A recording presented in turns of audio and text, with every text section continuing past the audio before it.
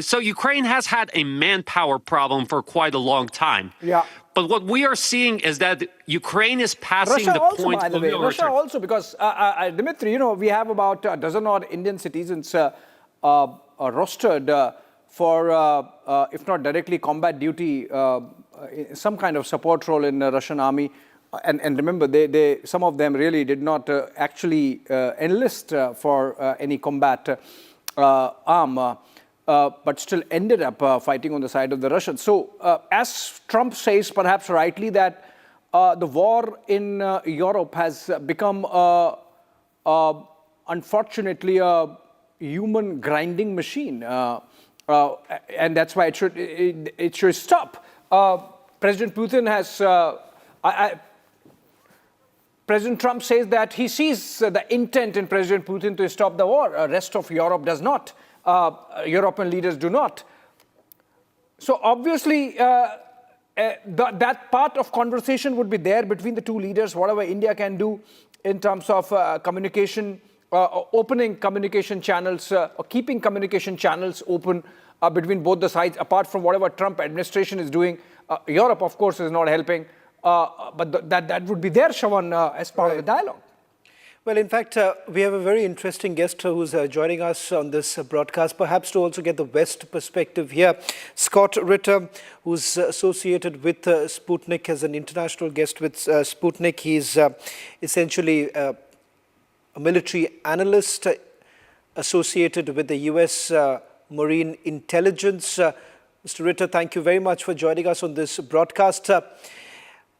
Undoubtedly, the West would be watching this extremely closely. This comes in the backdrop of what President Trump is essentially trying to work out. A question that I asked my colleague a short while back: can one expect that the United States of America would have done some backroom channeling with India right now, hoping that India would have sent across a message to President Putin vis-a-vis the peace talks? I think just the opposite, in fact, is probably taking place. It appears that President Trump has undergone a strategic shift in his approach to Russia.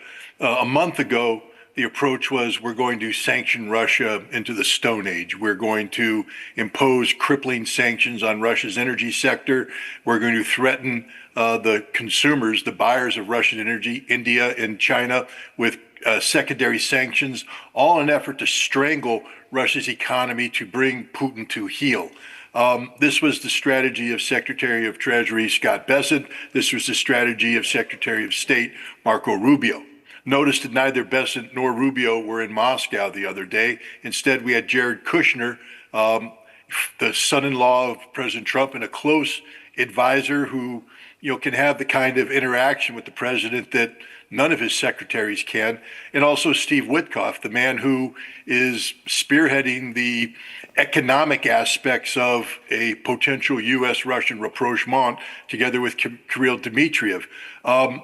I think the message that's being sent now is that Russia is going to win this war, and that the United States is not going to get in the way of Russia winning this war, and the United States will be encouraging Europe and Ukraine to recognize the inevitability of a Russian victory and prevent needless suffering by agreeing to terms of conflict termination that might be difficult for Europe and Ukraine to swallow, but it will at least allow Ukraine to survive. Trump has been very blunt. If you don't accept this peace plan, there will be no Ukraine. And so I think Putin is coming to India secure in the knowledge that the United States is not going to interfere with India-Russian strategic relations. Who is the United States to tell India how to behave with Russia? I mean, it's just insulting to even think that India would take that phone call or even, give any credence to such a threat. I'm sure some messages have been sent in the past. India has responded strongly, saying they are a sovereign nation that makes its own energy decisions, for instance. But one only needs to take a look at the human interaction between President Putin and Mr. Modi and understand that These are people who are not at odds with one another. They're part of the BRICS forum, Shanghai Cooperation Organization. They have a strategic relationship that's just getting stronger. That's an interesting point, Scott, that you've made here. But I'm going to also quickly bring in some more breaking news right now. It seems that the Kremlin is completely surprised in the manner President Putin has been welcomed by India. In fact, it turns out that Kremlin wasn't really informed about Prime Minister Modi's plans of welcoming President Putin. And of course, you have the decision that was taken of traveling in the same vehicle to 7 LKM. In fact, we are being told that the convoy has already reached 7 LKM. We are expecting the images to come in a short while from now. So Kremlin completely surprised by Prime Minister Modi's personal touch yet again. And it starts on a good note where you have the Kremlin essentially admitting to the fact that this was a surprise visit that has been made by the Prime Minister himself. A quick word from you, Abhishek, with regards to this messaging that has been done. I thought that this was well choreographed, but it seems it wasn't. It was more of a surprise. Well, yes, things can be choreographed in terms of the detail, but there can always be elements of surprise. There would have been expectation, knowing how Prime Minister carries his diplomacy. We were mentioning about the number of other world dignitaries Prime Minister has received at the airport.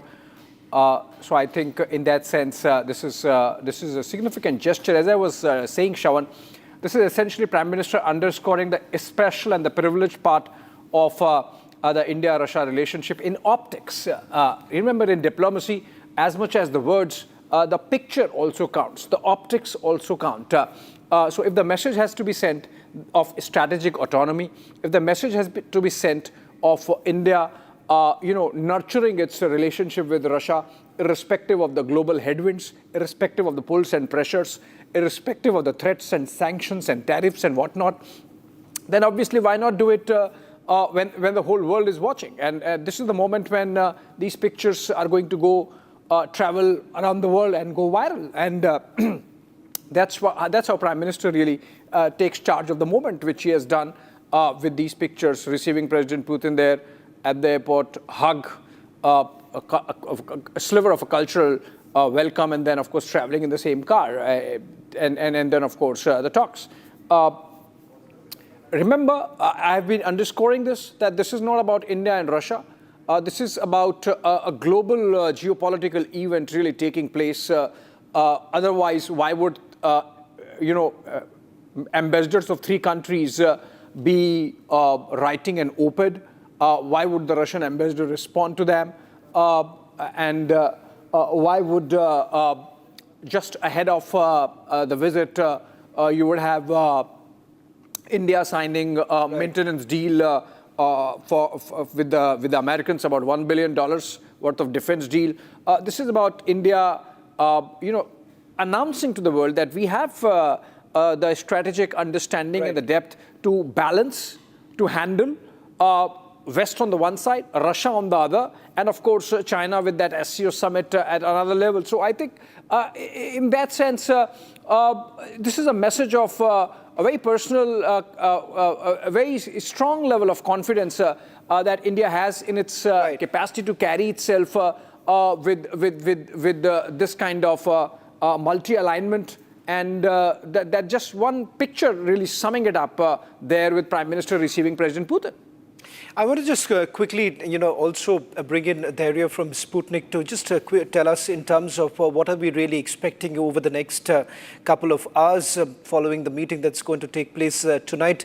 Dhairya, the first up, the meeting that takes place tomorrow morning, and of course the delegation that has come along with the Russian president. What do you essentially make of the delegation that has come in? It seems that it happens to be one of the largest business delegation that President Putin has brought along with him.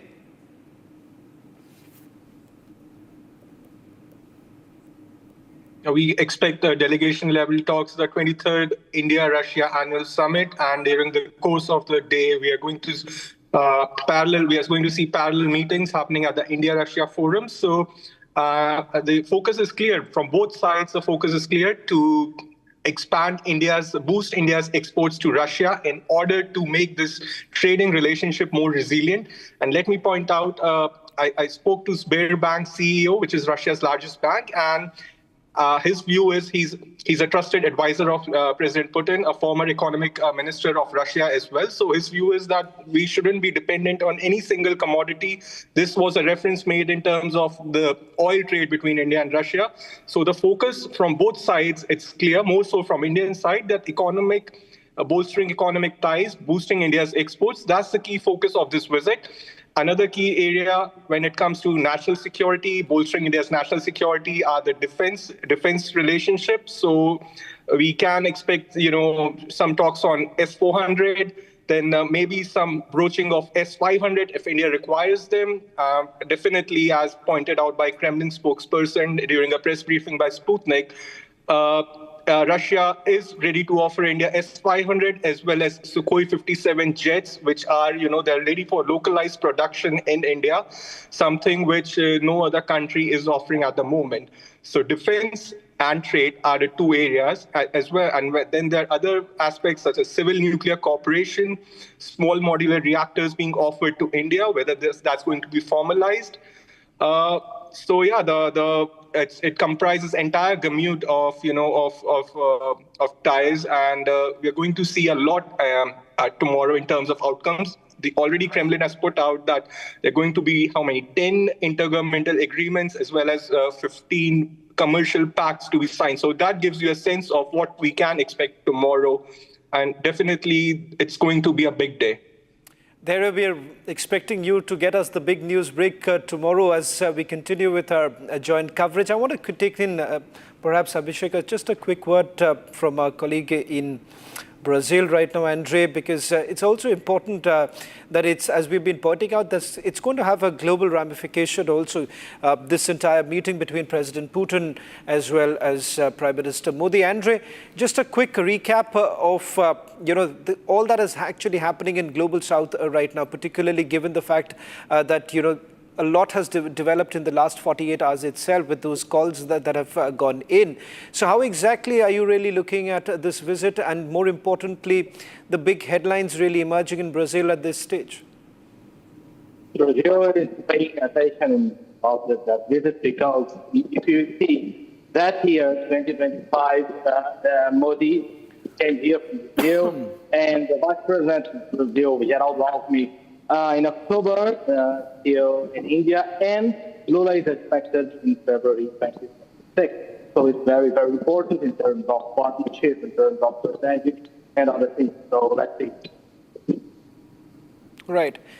Krishna, in terms of the defense deals that we've essentially spoken about, some speculations about what really happens with the S-500, given the fact that it has not even been integrated as far as the Russian military setup is concerned. But what's the talk like as far as the S-500 is concerned within our setup?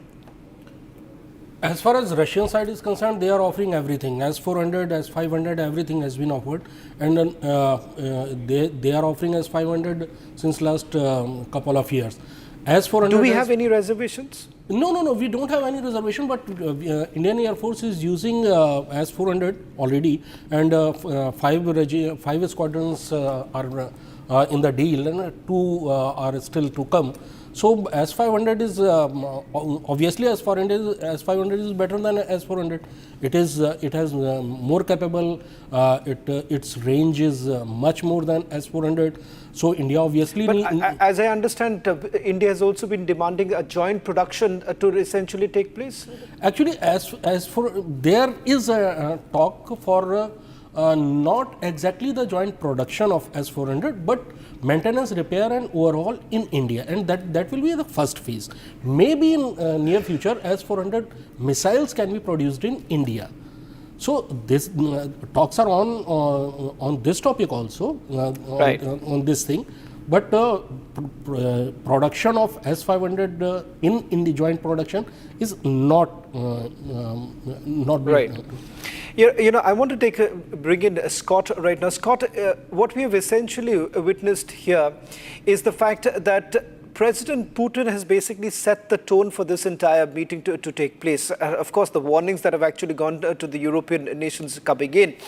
But what we have essentially witnessed here is that there are vested interests in place. While not much has been spoken about, there was an article that was basically published earlier today by a Western news agency with regards to a deal that does not exist between India and Russia as far as the nuclear submarine is concerned. It is an old deal itself. It's not a new deal that is going to be signed, but something that was expected, that these are mischievous acts that are now basically doing the rounds here. Do you believe that the European nations would be a little worried right now, given the fact that with President Putin landing in New Delhi, President Putin manages to send across a very strong message that, look here, I have a country of global significance on my side? 100%. I mean, the European community, the European Union, NATO, is scared to death of their looming irrelevance. I mean, one just only has to take a look at how the United States has ignored them in the past several weeks as Russia and the United States work toward some sort of conflict resolution in Ukraine. It not just pushes Europe out of the picture, but it creates an expectation of a post-conflict reality which focuses solely on the U.S.-Russian relationship. Europe is, shuttled to the side. There will be some security guarantees and security frameworks worked out to mollify them, but Europe's no longer a player. This is very problematic. Europe very much wants to be a player, wants to continue to use the Ukraine issue as a mechanism of leveraging itself into a position of global relevance. A key aspect of this is controlling Russia's energy-based economy. And an important part of that control mechanism was hopes that India, together with China, would restrict their energy-related interaction with Russia, in effect wanting India to do the hard lifting for Europe, to break Russia's economic back, so to speak. And the exact opposite is happening. What we're seeing is that there is very cordial, friendly relations between Vladimir Putin and Prime Minister Modi. But more importantly, again, reflecting on the delegation that the Russians brought in, this isn't just an instance of two leaders liking each other, sipping tea, and going their own ways. This is the tip of an iceberg, and the rest of the iceberg is this strategic economic relationship, founded in defense relationships, but other relationships, including energy, that is taking place, expanding. This is the exact opposite trajectory that Europe was hoping to achieve. And this just, again, solidifies the reality that Europe has become a very insignificant player in the geopolitical world today. Well, thank you very much, Scott, for joining us on this broadcast. And also, I want to take the opportunity to thank our colleagues from Sputnik, Dimitri, editor from Moscow, Dhairya Maheshwari, joining us from New Delhi, and Krishna Mohan, who's joining us in the studio. That was a joint broadcast, Republic and Sputnik, coming together for this live coverage. This is just the beginning, as it seems both the leaders who would be, in a short while from now, beginning that private conversation, the dinner that's going to take place at 7 LKM in a short while from now, is taking a short break. We'll be back in a short while.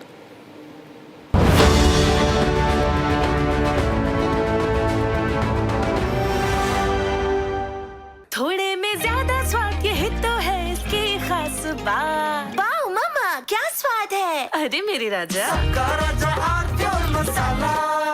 13,000 placements last year. At Amity, we are committed to nurturing passionate, hardworking and proactive professionals. आधे bowl दही में 4 चम्मच MDH चटनी पुदीना मसाला डाला, stir करो, पुदीना चटनी तैयार। MDH चटनी पुदीना मसाला। MDH। केसरिया से मन जोगी हुआ रे, दिल झूमे देखो, मतवारा हुआ रे, केसरिया से मन जोगी हुआ। हर पल मनाओ केसरी त्योहार। विमल, बोलो जुबान केसरी।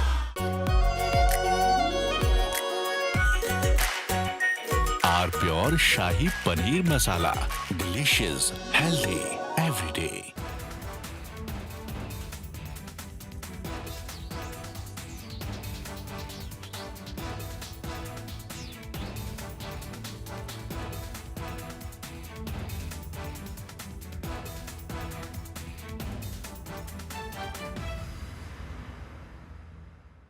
सीक्रेट रेसिपी MDH का जीरा सिप जल जीरा मसाला।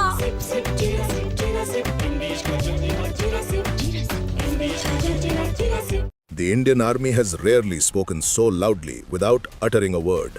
And in exercise Ram Prahar, it delivered perhaps its clearest message from the Western Front in recent years, not through speeches or press conferences, but through a powerful demonstration of what it can actually do on the battlefield.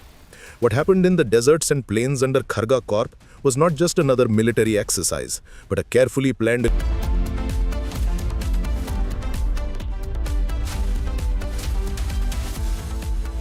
MDH की हल्दी मिर्ची धनिया करे कमाल, ये रंग दे, ये खुशबू दे, ये तीखा, ये कम पड़े, क्या निराला MDH मसाला।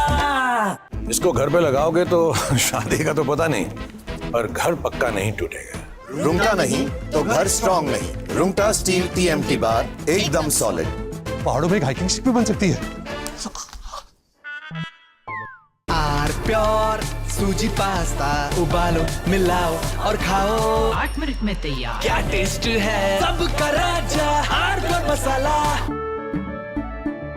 केसरिया से मन जोगी हुआ रे, दिल झूमे देखो मतवारा हुआ रे। केसरिया से मन जोगी हुआ। हर पल मनाओ केसरी त्योहार। विमल, बोलो जुबान केसरी। अब छोलिया हो या लोबिया, सफेद चने या काले चने, सब कुछ मजेदार बने। The Indian Army has rarely spoken so loudly without uttering a word. And in exercise Ram Prahar, it delivered perhaps its clearest message from the Western Front in recent years, not through speeches or press conferences, but through a powerful demonstration of what it can actually do on the battlefield.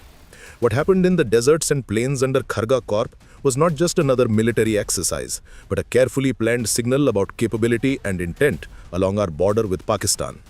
The numbers tell part of the story, with over 20,000 soldiers organized into battle groups that can fight independently, suggesting that the army is moving away from old defensive tactics toward a more aggressive approach that can strike on multiple fronts.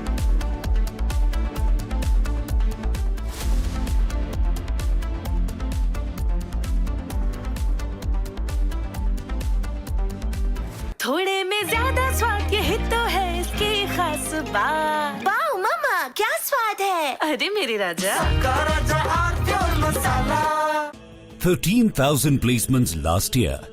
At Amity, we are committed to nurturing passionate, hardworking and proactive professionals.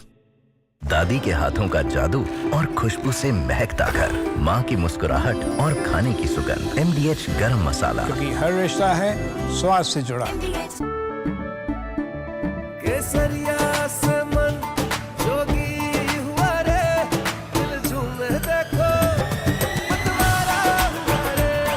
केसरिया से मन जोगी हुआ। हर पल मनाओ केसरी त्योहार। विमल, बोलो जुबान केसरी।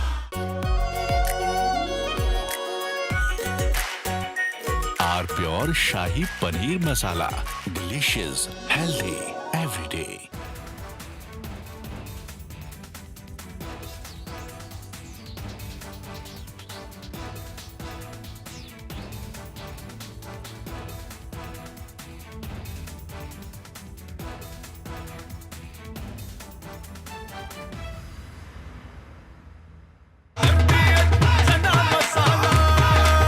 अब छोलिया हो या लोबिया, सफेद चने या काले चने, सब कुछ मजेदार बने।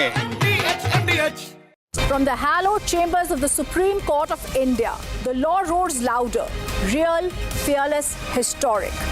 The first Buddhist Chief Justice of India, former Chief Justice of India, Justice B.R. Gavai, unshaken in conviction. This weekend on the legal side of things, only on Republic TV.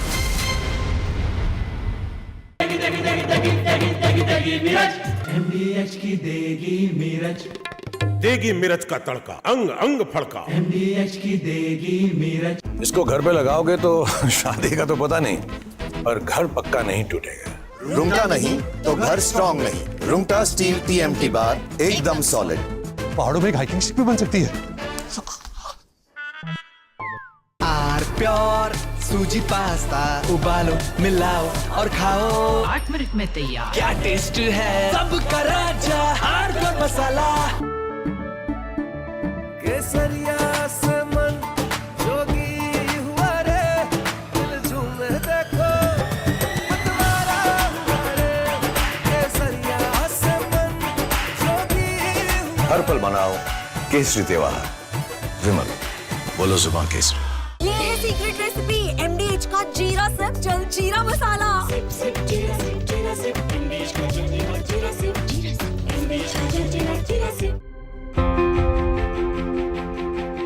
ये कहानी है बदलाव की, जिसने उन्हें हिम्मत दी, राह दिखाई और आत्मनिर्भर बनाया। त्रिपुरा सरकार ने महिलाओं को आत्मनिर्भर बनाने के लिए कई परिकल्पनाएं शुरू की हैं, ताकि वो अपनी आजीविका खुद तय कर सके। अब त्रिपुरा की महिलाएं हर क्षेत्र में अपनी निर्णायक भूमिका निभा रही है।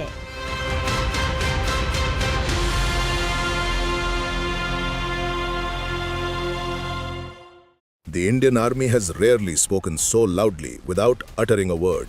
And in exercise Ram Prahar, it delivered perhaps its clearest message from the Western Front. Has Trump's blunder pushed India-Russia closer? Has Delhi moved on from the Washington consensus?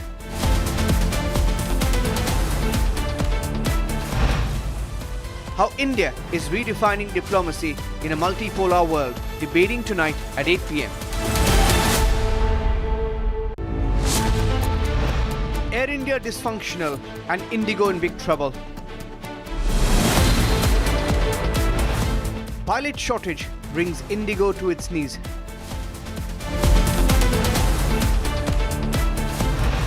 Nationwide anger as thousands of passengers are stranded, debating tonight at 9 p.m. Has Trump's blunder pushed India-Russia closer? Has Delhi moved on from the Washington consensus?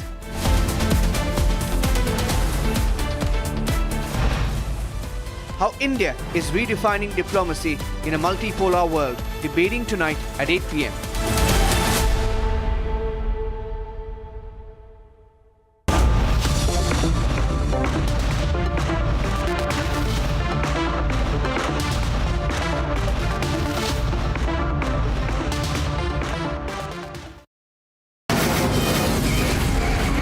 From the Republic Media Network headquarters, it's time for Arnab Goswami on the debate.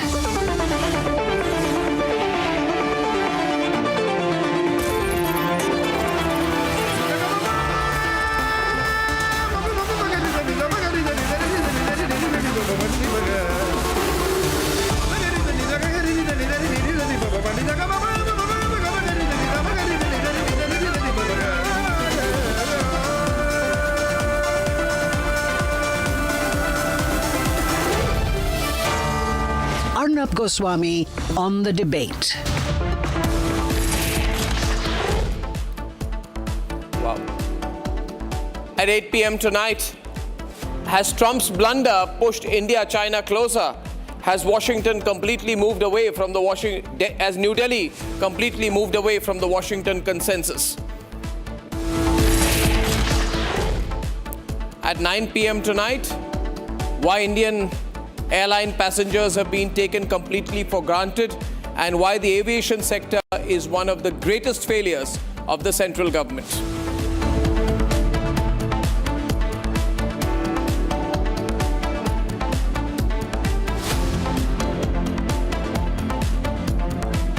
And ladies and gentlemen, I'd like to go full frame to the visuals, please. Thank you. Of Putin landing in New Delhi. Ladies and gentlemen, Prime Minister Narendra Modi went to receive him. As he landed in Delhi, he'll be here till tomorrow evening. And as we see these visuals and the bear hug on the tarmac of Delhi airport, a thought today. Trump has met Putin. Prime Minister Modi has met Putin, which means that the whole idea of Russian isolation is over. US and Western sanctions have completely failed. India and Russia, Modi and Putin, are two world leaders who have stood up for national interest. They have said, nation first. And that is why Russian crude is today 35% of India's imports. We are pushing back against American sanctions. And Putin knows it, that Narendra Modi has really stepped forward and refused to give in to pressure from America. America is putting huge sanctions against India, but Narendra Modi and India has made it very clear to America that 70-year partnership with Russia will not be sacrificed for a few months of Trump's pressure. Ladies and gentlemen, the West realizes how important this relationship is. And as we cover every aspect of this visit, as we tell you about all the important developments and agreements, the fact is that India is asserting its strategic autonomy. The Prime Minister is willing to defy American pressure. And India has refused to become a single source client on defense. We have made it very clear. We have made it absolutely clear to the Americans that we will do business with any vendor in any country, depending on what our national interest is. But most importantly, ladies and gentlemen, as you watch these visuals, also keep in mind that Russia also needs India. Russia needs a big partner, a solid partner other than China. Russia cannot afford to fall back on China every time. Moscow cannot afford total dependence on Beijing. A stronger India-Russia commercial link is very good from Putin's point of view as well. Therefore, this is a win-win on both sides. And this marks the return of the India-Russia summits. Going forward, India joins the League of Great Nations working together to make sure multipolarity is not a dream, but a reality. Before we move forward, let me run a small news package, if it is ready. Is it ready? On the developments so far.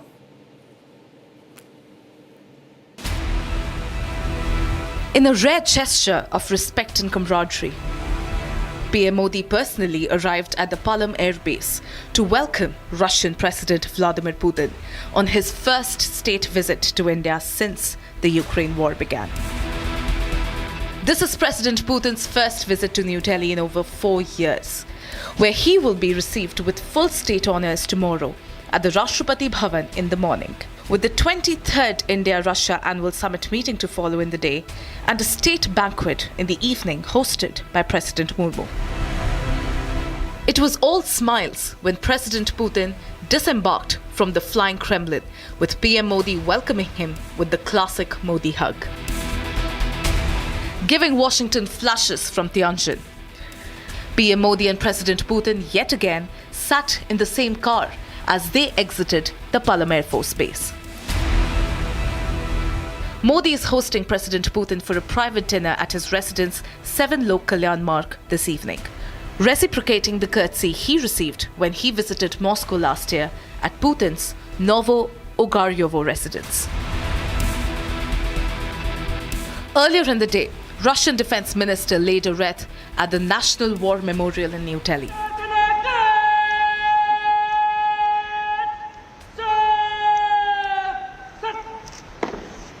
Along with his counterpart, Raksha Mantri Rajnath Singh, Union Minister JP Nadda also met the Russian ministers ahead of the crucial annual summit tomorrow.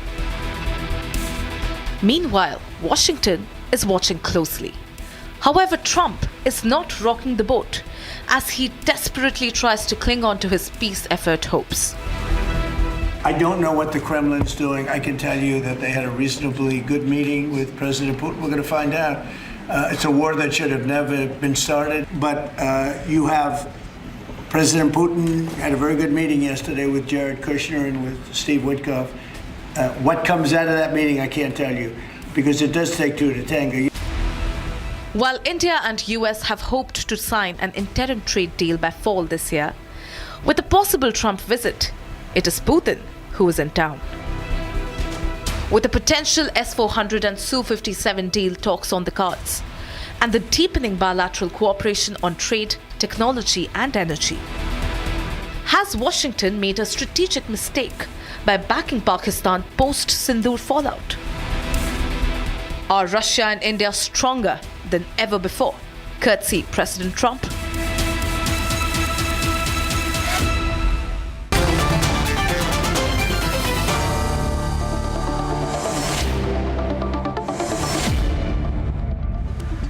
Ladies and gentlemen, as we get the fresh visuals, we have the visuals there of the Prime Minister and Putin. That is at the Prime Minister's residence, where Putin and Modi will be having dinner in some time. And we're going to be analyzing this very important visit. And the live visuals will be coming across, we'll be cutting across straight to them. Once again, to remind all our viewers that Russian President Vladimir Putin is on a visit to India at the invitation of Prime Minister Narendra Modi. This is technically the 23rd India-Russia Annual Summit. And this is, these are visuals of from 7 Lok Kalyan Marg, where the meeting begins. And I think it begins with an informal dinner between both the world leaders. Now, viewers, I have with me our panel, General G.D. Bakshi, Saurabh Shukla, who's the Chief Consulting Editor of Republic, Einar Thangen, Dmitry Sims, journalist from Sputnik, Nikita Menkovich from Moscow. He's head of the Eurasian Analytical Club. Matthew Vandam is a senior journalist from Washington. And we have analyst and former chief economist at Citi, William Hendrick, with us tonight from New York. Thank you, gentlemen, everyone, for joining us tonight. If I may begin by asking Dmitry of Sputnik. Dmitry, how is this visit being seen? Is it more than ceremonial? And how is it being reported in Russia? Well, it's definitely far more than just ceremony, because otherwise you wouldn't see Putin bringing such a large and diverse delegation. You have, on the one hand, people from the security side, as evidenced by Russian Defense Minister Andrei Belousov and other senior defense ministry officials, but you also see a very robust economic delegation. You see the head of the Russian Central Bank, Elvira Nabiullina, the head of Russia, and the head of Russia's largest banks, such as Sberbank, VTB. You see Russian First Deputy Prime Minister Denis Monterev, who has for years basically curated the industrial side of things. And I think that this, if the message that Russia is sending here is that Russia is going big on Bharat. Russia is not just interested in limiting the partnership to arms deals or energy sales. Russia wants to see Indian businesses sell to the Russian market, have success in the Russian market, and they want to see Indian businesses occupy some of the niches previously filled by Western brands. And that's that's what it's going to take in order to boost $100 billion by 2030, which is the goal that both sides have set for themselves. Absolutely. This is Vladimir Putin's first visit in 4 years. It is being seen as the return of the regular India-Russia summits. It's also significant because India has navigated significant crosswinds fighting America. And America feels it is the only country which can be in talks with Russia. So I'd like to go across to William Hendrick in New York. After all the tantrums and all the shouting matches and all the threats and all the sanctions of Trump, this visit and these visuals, how will Washington read this? William Hendrick, how will policymakers in Washington read this visit? Well, it is clearly a statement by the leaders of India and Russia that they will not be intimidated and pushed around by the US. The problem is that Russia is not a significant economic player. It's the 11th largest country in the world. Its economy is just over half the size of India's economy. And the US is more than 14 times larger. The only significant economic relationship is India's import of Russian oil, which is coming down quite rapidly this year because of intensified American sanctions. India imported last year $63.8 billion worth of imports from Russia and only stole $4.9 billion. India exported $73 billion to the US that same year. So Russia is simply not a significant economic player. They cannot take over from the US, Europe, and the West in general. India can diversify its trade, move away from what it considers to be excessive dependence, perhaps, on the US, and it can do that. But Russia will just be a very small player in that new strategy. I'm not sure I agree with that assessment. I mean, if Russia was such an insignificant player, then why would Trump be the greatest advocate of Russia's interests? If Russia was such a 1 minute. So may I get Nikita to respond to this? This view coming in from New York that Russia is a very insignificant player. India's economy itself is twice as large as that of Russia. But it's also about power play. I think America is in denial about the significance of Russia, especially in power projection. And if Russia was such an insignificant player, then why would Trump overreact to India buying crude oil from Russia all this while? I'd like Nikita's response to this view from New York, please. First of all, I think that's really a little bit funny when a lot of United States speakers come in here to say they don't care about Russia.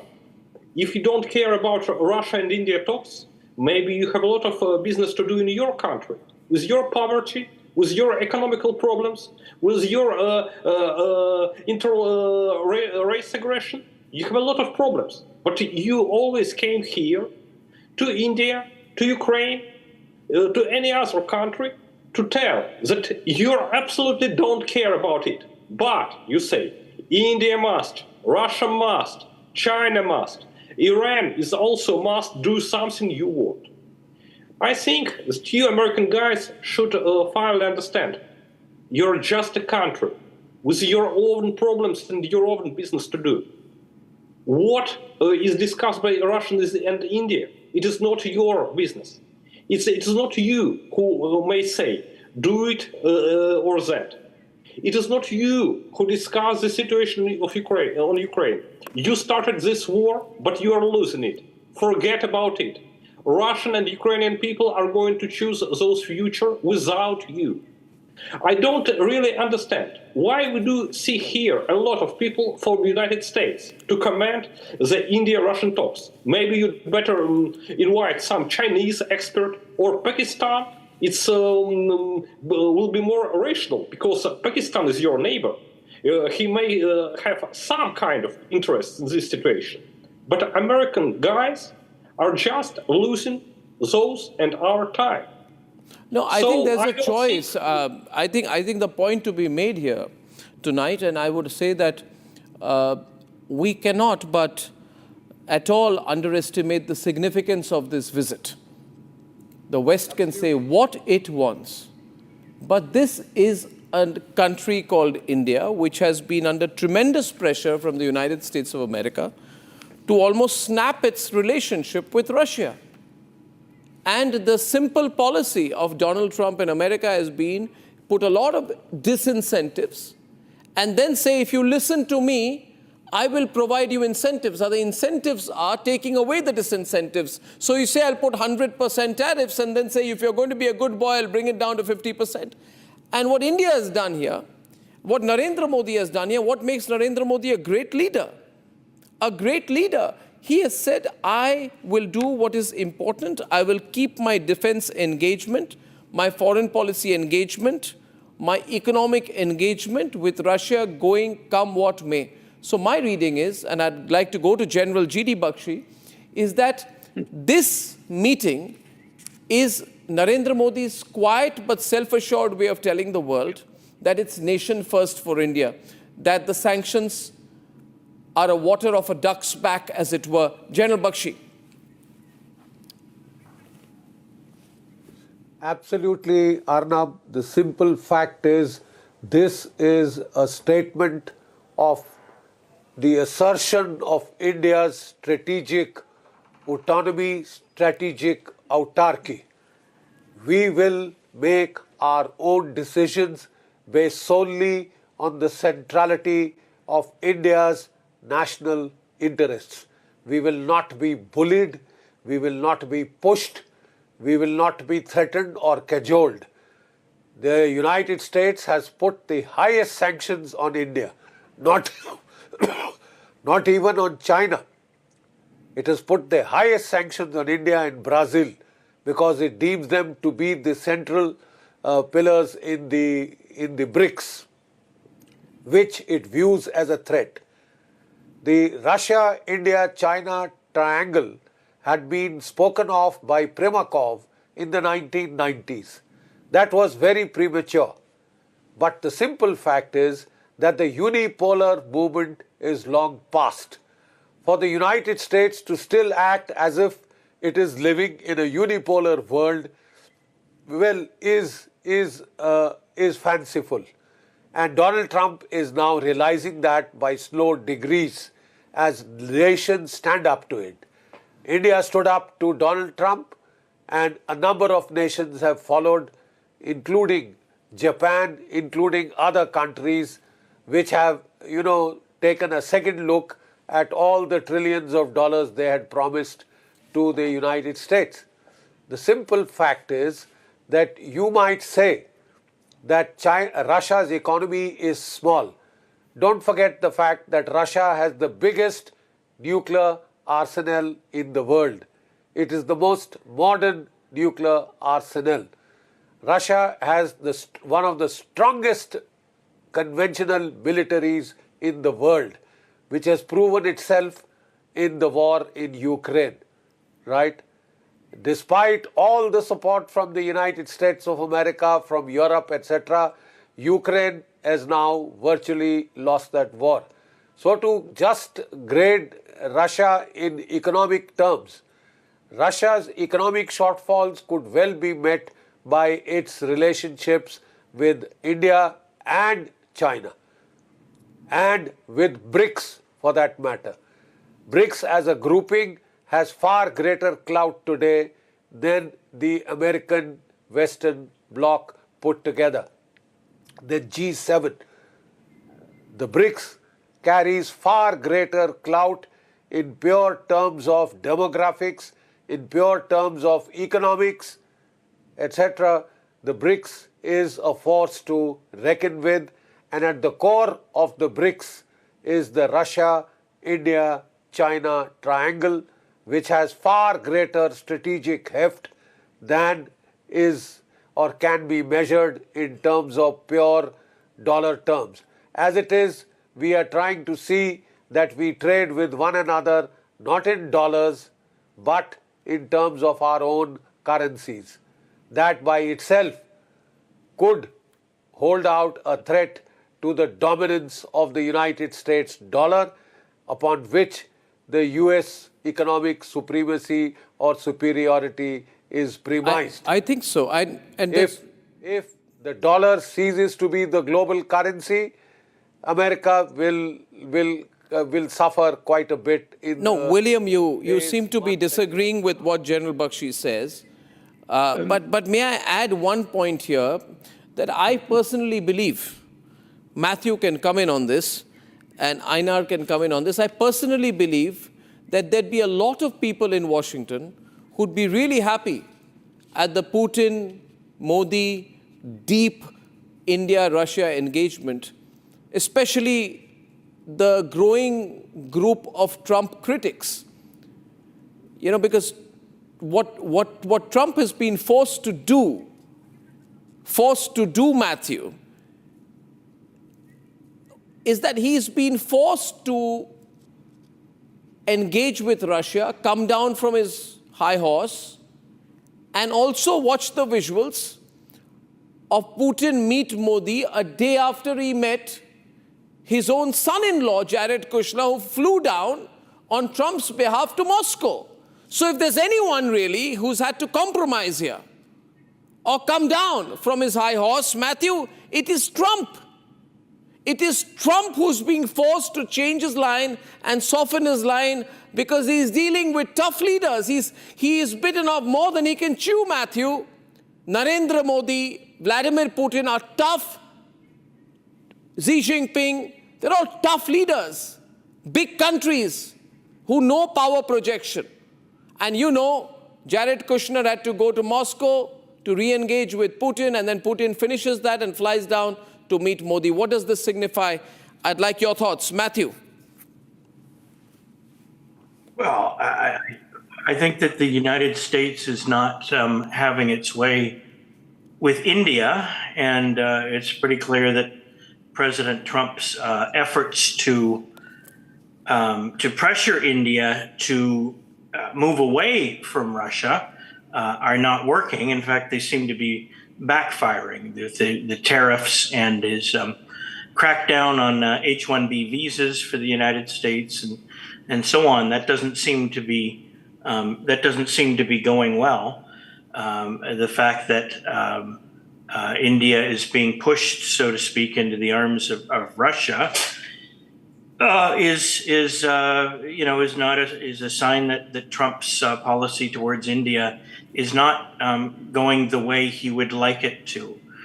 He thought that he could impose some tariffs on India and pressure it in other ways to do what he wants, and it doesn't seem to work. And the primary motivation behind that, I don't think it was necessarily economic. I think it was military.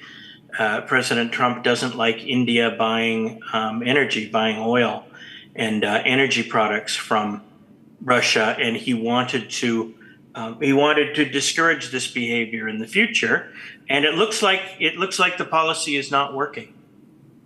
Exactly, that's a big admission here. That's a really, really, really big admission, isn't it, Saurabh? And that's the brilliant part about this engagement, Saurabh, that for 2 years after the Ukraine war began, New Delhi maintained a deliberate, calibrated distance from political signaling with Moscow. From February 22 to July 24, our strategy was simply keep the relationship functional but low-key, avoid triggering anyone. The person who got triggered was Trump. And Trump says, if you buy Russian crude, I'm going to punish you. And then he made multiple comments on how he would punish India. Arnab, let me spell it out. Anybody who thinks that this visit is not being watched in any major capital, including Washington, is living in a fool's paradise. This is one of the very high-profile visits which is being watched very closely. What Prime Minister Narendra Modi has done through this is reinvented the global diplomatic engagement. It's a creative and out-of-the-box diplomacy where he's sending a clear message to everyone in the world that India not only values the strategic autonomy, but India's voice counts. See the timing of the visit. Not only this is significant in bilateral geopolitical terms, this is also significant because India is also playing a role in bringing peace to Ukraine as well, at a time when Russia and the US talks are strategically poised. India is playing a key role here as well. So India is a dominant global player and is a clear message to everyone that you cannot ignore India. That's one. Second thing, India will do diplomacy on its own terms, whether it's the defense deals that it undertakes, the energy deals it undertakes, it will do that. Don't forget, Prime Minister Narendra Modi was the only world leader who even told Vladimir Putin that it's not the time for war. So here is India's Prime Minister conveying to the world that India's voice counts. And it may be, it's the multipolar world, but it's a world which is centered around certain countries. And every country will act in its own strategic interest. And I must tell you that behind the scenes, yes, even the US-India ties are progressing, but not at the same pace as they should have been progressing, certainly. And with Russia-India ties now going on an upswing, certainly there are enough and more people in Washington who obviously want that the US-India ties, which have lagged behind in the recent past, they will get impetus. So in some ways, this is, I would say, a creative strategic diplomacy that Prime Minister Narendra Modi is undertaking as we talk today. And this will have not only have a bearing on India's relationship with Russia, but will also have a bearing on India's standing in the world, and also when it comes to relationship with the US. There are, I would say, strategic collateral gains in every relationship, and India values every relationship independently of each other. So that's the big message that's coming out tonight. And there are interesting things. In fact, if you see the white car there, I want to tell you, I've covered diplomacy for a long time. He has chosen a Toyota Fortuner, not his traditional, a Range Rover or a BMW that Prime Minister rides on. There is a security strategic message here as well, Arnab. Let me not spell it out. I think there is, but there's another point here tonight. I'm very curious to know how China will be looking at this visit, and so will the viewers of Republic. China will be looking at this very, very closely. I began by saying, Einar, that I think Russia also realizes it cannot be completely dependent on China. It needs a strong economic ally. It needs a strong strategic ally as well. So I thought this would also be Russia's interest to have a deep relationship with India. But my question to you is that, can this really become a three-way relationship? I'm not sure, because India continues to have issues with China. China, unfortunately, precipitated things a little last week by trying to harass an Indian citizen who's from Arunachal Pradesh and troubled her, and then issued a statement from the foreign ministry. So there was an opportunity here, I thought, that there is no Quad summit happening. India's hosting of Putin stands out sharply. But how does China view this from a global perspective and from China's perspective? Well, as far as I can ascertain, Beijing is actually quite happy about it. Right now, you have a situation where the BRICS have been targeted by Donald Trump. It's 50% on Brazil, insistence that somebody who tried to stage a coup be released. South Africa, he's not going to go to the meeting next year, saying the G20 is irrelevant and he doesn't believe South Africa is good. India, China, and also, of course, Russia. So what you have now is a situation, and the general mentioned this, it completely changes the relationship at both the SCO and also BRICS. India was always the balancing factor.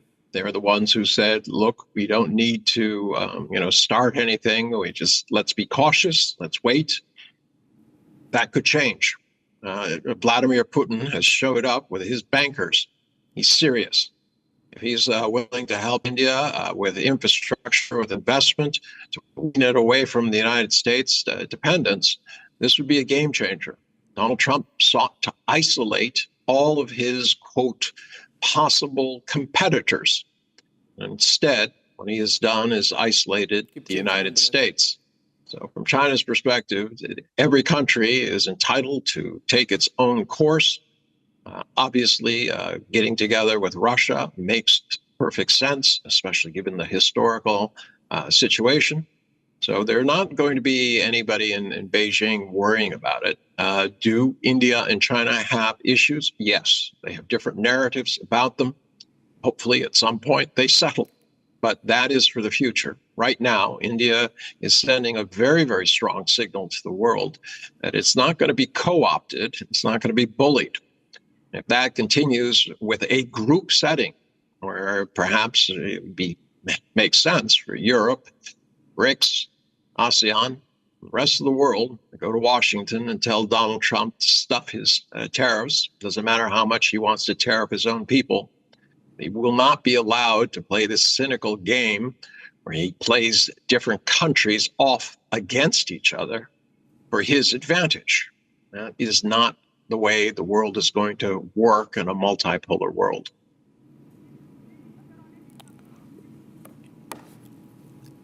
You know, I think listening to everyone, I think Trump made some really bad choices, William. He kept hosting a Pakistani army chief, kept having lunch with him. And India said that this is the man who has organized a massacre, who has sent jihadi Islamist terrorists and killed people and abused Hindus and justified the killing of Hindus and justified the killing of Indians. But Trump loves to do business with these kind of people. I think if Idi Amin was around, Trump would have done a deal with him, a 10-year deal, and sent Jared Kushner to seal the deal. This immorality, and then after that, to be treated disrespectfully, to treat India disrespectfully.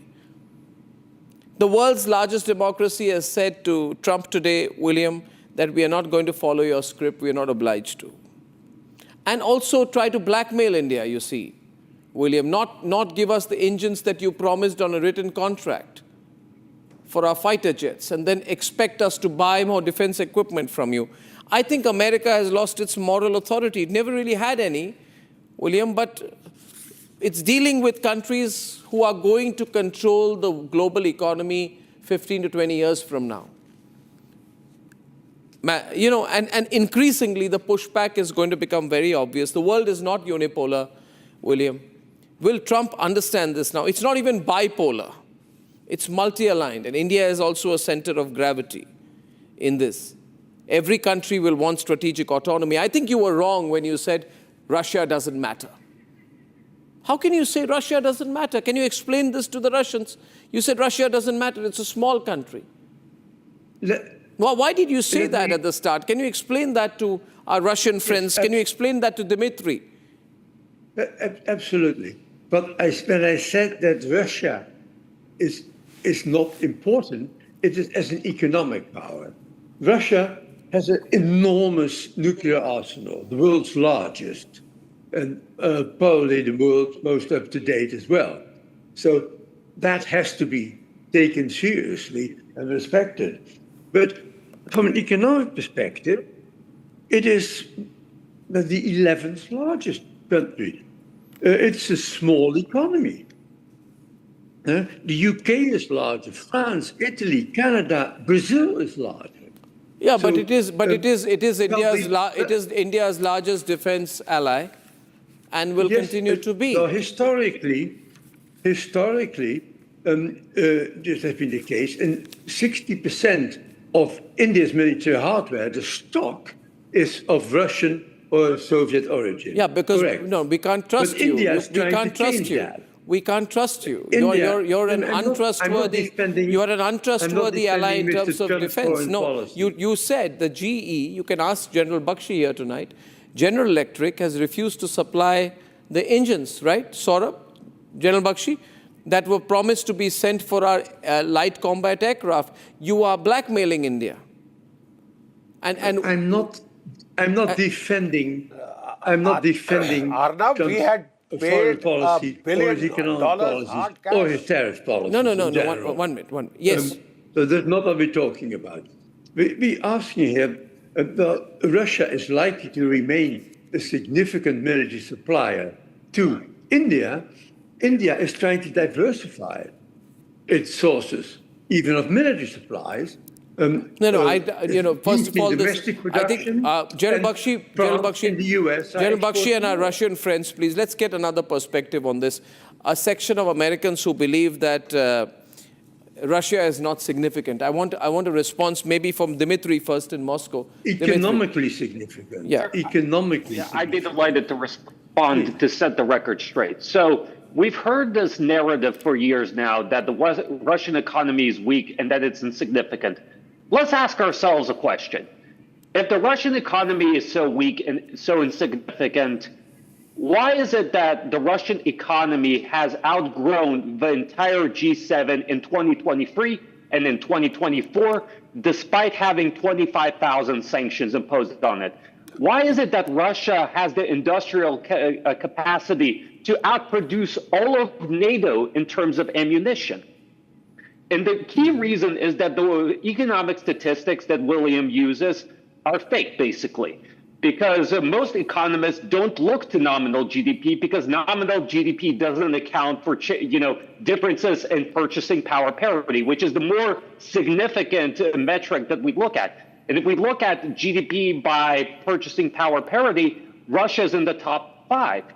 And what's moreover, Russia is key to global supply chains in energy, in terms of various rare earth minerals and metals that the United States itself depends on. American planes can't fly without Russian titanium. Americans can't make chips without Russian palladium, and so on and so forth. So what I would say is that when we look at in terms of who has the more stable economy, who has the more promising economy, I would definitely say it's Russia, because Russia doesn't have a $35 trillion debt. Russia doesn't have a massive deindustrialization problem that's only getting worse. Russia doesn't have collapsing infrastructure. And most importantly, when you look at the sectors leading the Russian economy, they're not government spending. They're not, healthcare and hospitality. So what I would say is the American economy in 2025 is a massive Potemkin village. The only reason why the Americans have any positive growth right now is because of the AI bubble. But everyone admits that the AI bubble will pop sooner rather than later. So don't throw stones if you live in a glass house. And also, America has largely failed, hasn't it, with everyone? China's economic support for Russia's war economy continues. Iran has outrightly rejected your nuclear negotiations. You had to back off after a symbolic strike. In fact, Iran retaliated by attacking American bases in the Middle East. The Alaska meeting with Trump did not yield anything. So, Matthew, it's looking very bad. China has arm-twisted America on the export of rare earth metals. China has imposed retaliatory tariffs on American goods. Trump had to back off. Right? And Trump is even flying Air Force plane which has been gifted from the Middle East. So things are getting really, if you look at it, extremely logical. More importantly, Einar, yesterday, I think it was the Wall Street Journal which reported, Matthew and Einar, it said that Xi Jinping has said, I want Taiwan, I want the Chinese military to take over Taiwan by 2027. Not one statement, Matthew, from Washington. Not one statement. Nikita, was there one statement from Washington saying, no, you can't do this. You can't do this. Not even one statement pretending the Wall Street report did not happen. So, Matthew, if China decides to take over Taiwan, what can America do now anymore? Has America, in your view, overplayed its hand? With respect to Taiwan, I don't think America has overplayed its hand. Taiwan is important to the United States, and the United States has indicated that it will assist in some way. I guess it's kind of vague what they're going to do.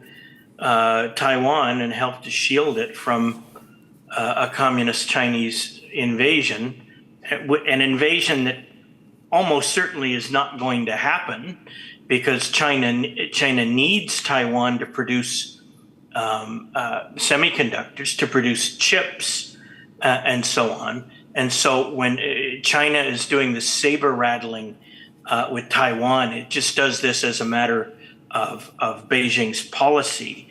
I don't think they really mean to invade Taiwan. I don't think it's going to happen. I don't think that the United States is in retreat worldwide. The United States economy is huge compared to Russia's, even if you use this obscure PPP indicator that one of the other guests referred to. One minute. Still, Dimitri said obscure US PPP, is like 25 obscure. trillion, and Right. Russia's Why obscure? Uses it. The CIA uses it to measure economic strength. Is the CIA using an obscure and irrelevant metric? The CIA uses all sorts of metrics in its reports, but the most widely accepted metric of economic strength for countries is the GDP, where America is like 14 or 15 times the size. It doesn't of Russia. account for However, even with power parity. even with the PPP, Russia is still nothing compared to the United States. 6 trillion versus 25 trillion. Russia is not an important economic player, and I don't think it's going to be. Russia is a backwards economic basket case. So, but none of this. But Matthew, you're calling Russia a basket case, but you must accept here today. One minute. You must accept here today. Russia has done really well for itself since your sanctions. You thought you would bring Russia to its knees. I can ask you one thing tonight, Matthew, without being disrespectful to you. What happened to America making Canada its 51st state, which was announced from Mar-a-Lago? Well, what happened to America taking over Greenland, purchasing it for $10? What happened? Yeah. What happened to the takeover of the Panama Canal? What happened to the renaming of the Gulf of Mexico? I mean, you've got to be real. You see, these are just realities. See, Matthew, I don't mean to embarrass you at all, but this is what Trump has done to America. Then he will go to Alaska once again to greet Putin, who will tell him next time, don't worry, Trump, come to Moscow. You saw the commanding way in which Putin told Trump, come to Moscow. Trump is like a child when he meets Putin. You know these realities, Matthew. It's not looking good. And also, Dimitri was right. It's not 35, it's 37 to $38 trillion in debt. Well, I was referring to the GDP and the PPP metrics. Yes, I wasn't referring yes, to okay, let's go back to this meeting. In the context of all of this, the significance of this meeting, I'd like to go back to Nikita because viewers in India are interested in getting a global perspective on what's happening at a time when many in India believe the India-US partnership is beyond a point of no return. I think that our problems now is that we have a historical visit of Mr. Putin to India. We have a lot of topics to discuss. The future cooperation between India and Russia in energy, in medicine, in IT, in defense and weapon production. We have a lot of things to discuss. But we're sitting here and discussing American dreams about world power. It looks strange.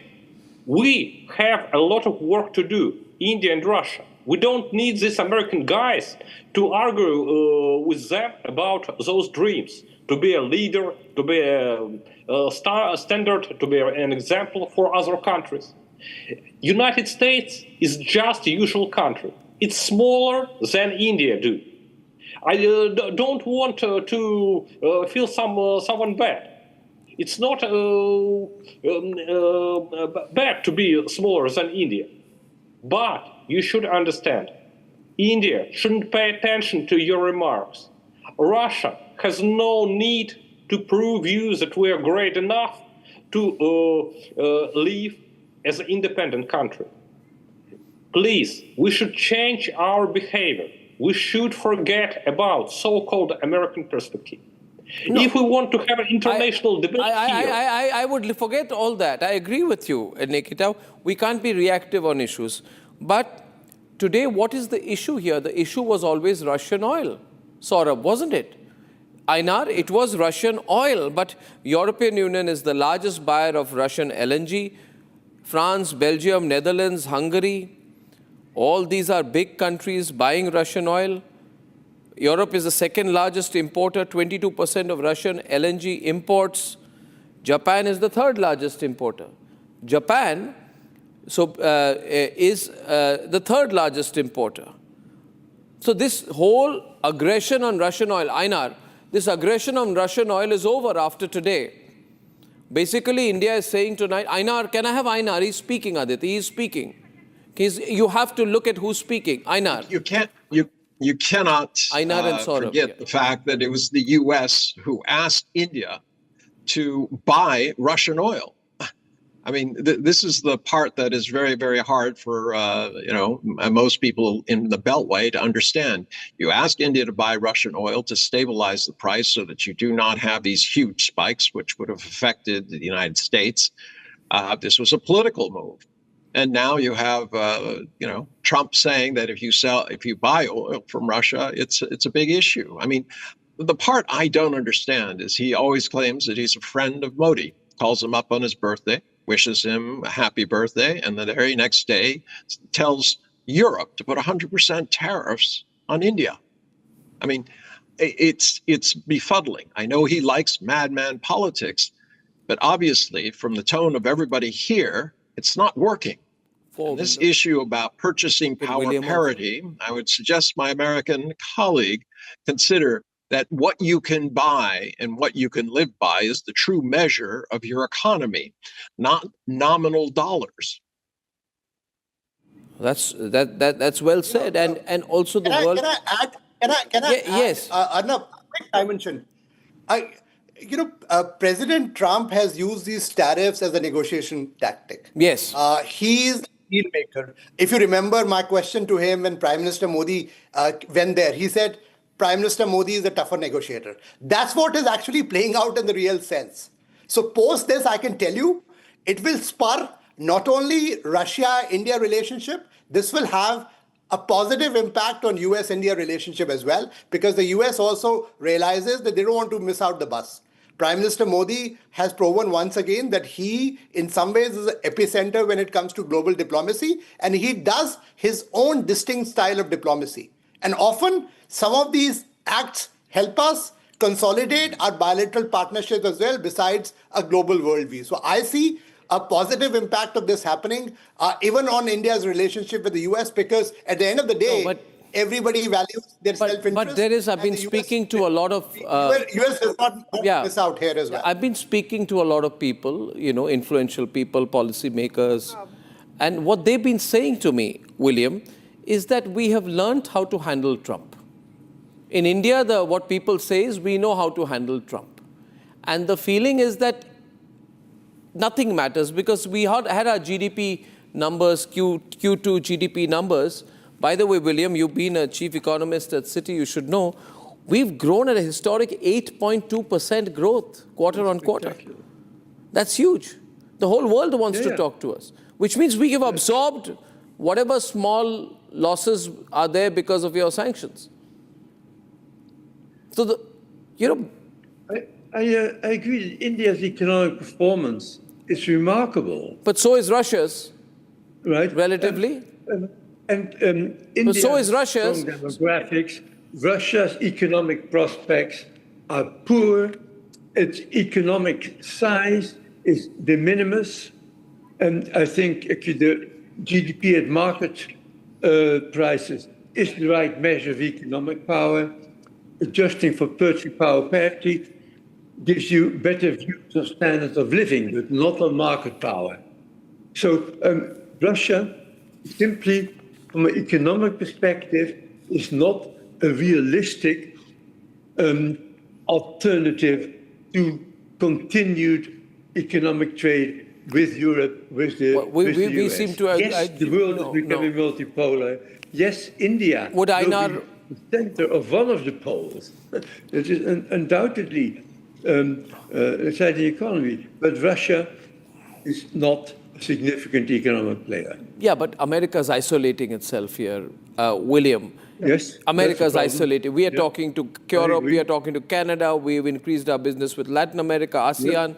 I agree. So I think America is the only country completely getting isolated. At some point, Einar, do you believe that these pressures will not be counterweights for America but liabilities? Because at some point, given the social fabric, the difficulties within American society, the disparity and the homelessness on Manhattan, that America will have to roll back a little bit of the pressure it's trying to put for the world.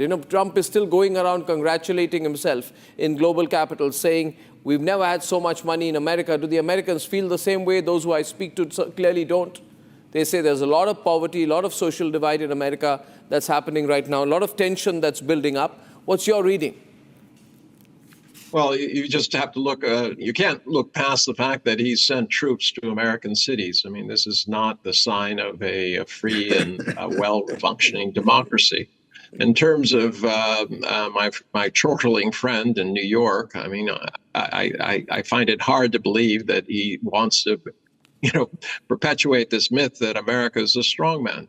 If we were so strong, why did we get whipped by 30 to 40,000 Taliban? Why did we lose every war since World War II, other than attacking Grenada?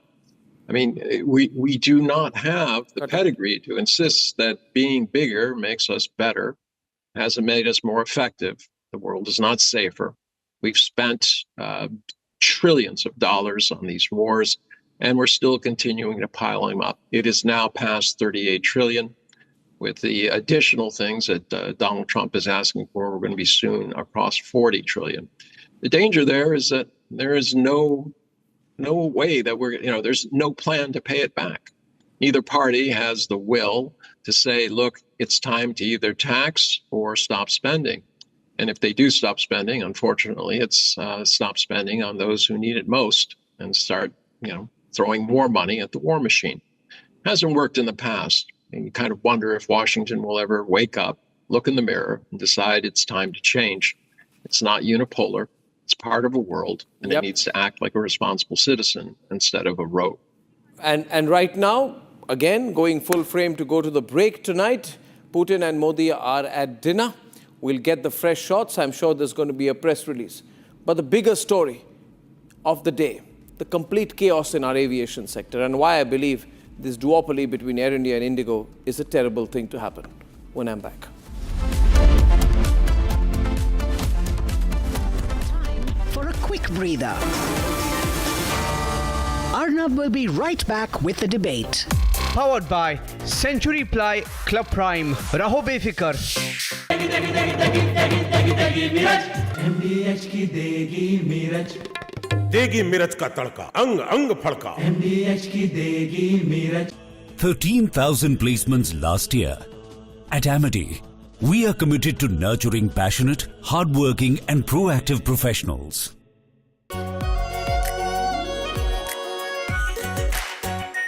Our pure Shahi Paneer Masala. Delicious, healthy, every day. पैसा लगाना है तो century ply club prime पे लगाओ. डूबेगा नहीं, जलेगा भी नहीं, कोई खा नहीं जाएगा, धोखा नहीं देगा, ऊपर नीचे भी नहीं होगा, सेफ रहेगा, सिक्योर्ड में मिनिमम 30 साल का रिटर्न देगा. अब इससे बेटर इन्वेस्टमेंट है तो बताओ. सेंचुरी प्लाई क्लब प्राइम, रहो बेफिक्र.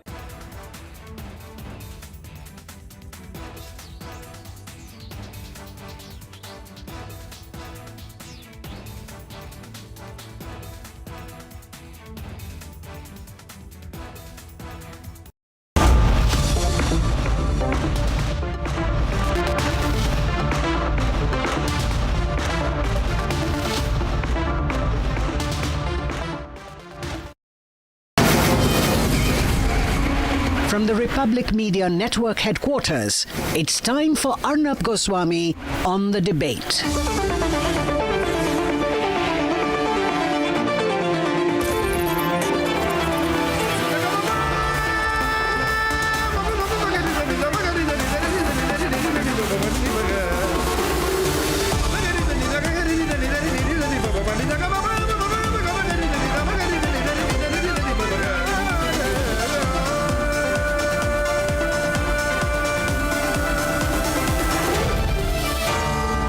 Arnab Goswami on the debate. Ladies and gentlemen, time now for the nation's sharpest opinion. I want to say tonight that the central government is completely let down. The central government is completely let down. All those flying on planes across the country, because our domestic aviation sector is a frightful mess. Take a look at this. Take a look at this, and the central government and the DGC and the Ministry for Civil Aviation should be answerable. I just want to run two sets of visuals. Can we run them full frame without the grommets? Can I run the visuals, please? This is the situation in Pune. Of course, we've got an edited visual which is being run tonight, but this is the chaos that we saw in Pune. Passengers packed like livestock. Ladies and gentlemen, now I want to show you the pictures from Ahmedabad. Indigo counters turned into a battlefield. Passengers enraged are asking for answers. Now I want to show you the visuals from Mumbai, India's second busiest airport, where there are endless lines, people sitting around, lying, sleeping, no food, no water. Just imagine if you're traveling there with your children or your elderly parents, what you would be made to go through. And yes, we are then told, oh, but the government has done so much for the aviation sector. It may have done so for individuals or individual companies, but it has not done any good for the aviation sector. In India, air passengers are taken for granted under this government. Now, we are told, oh, we've done great things, we've connected parts of the country. It's not true. In the last 3 days, Indigo has cancelled 1,232 flights.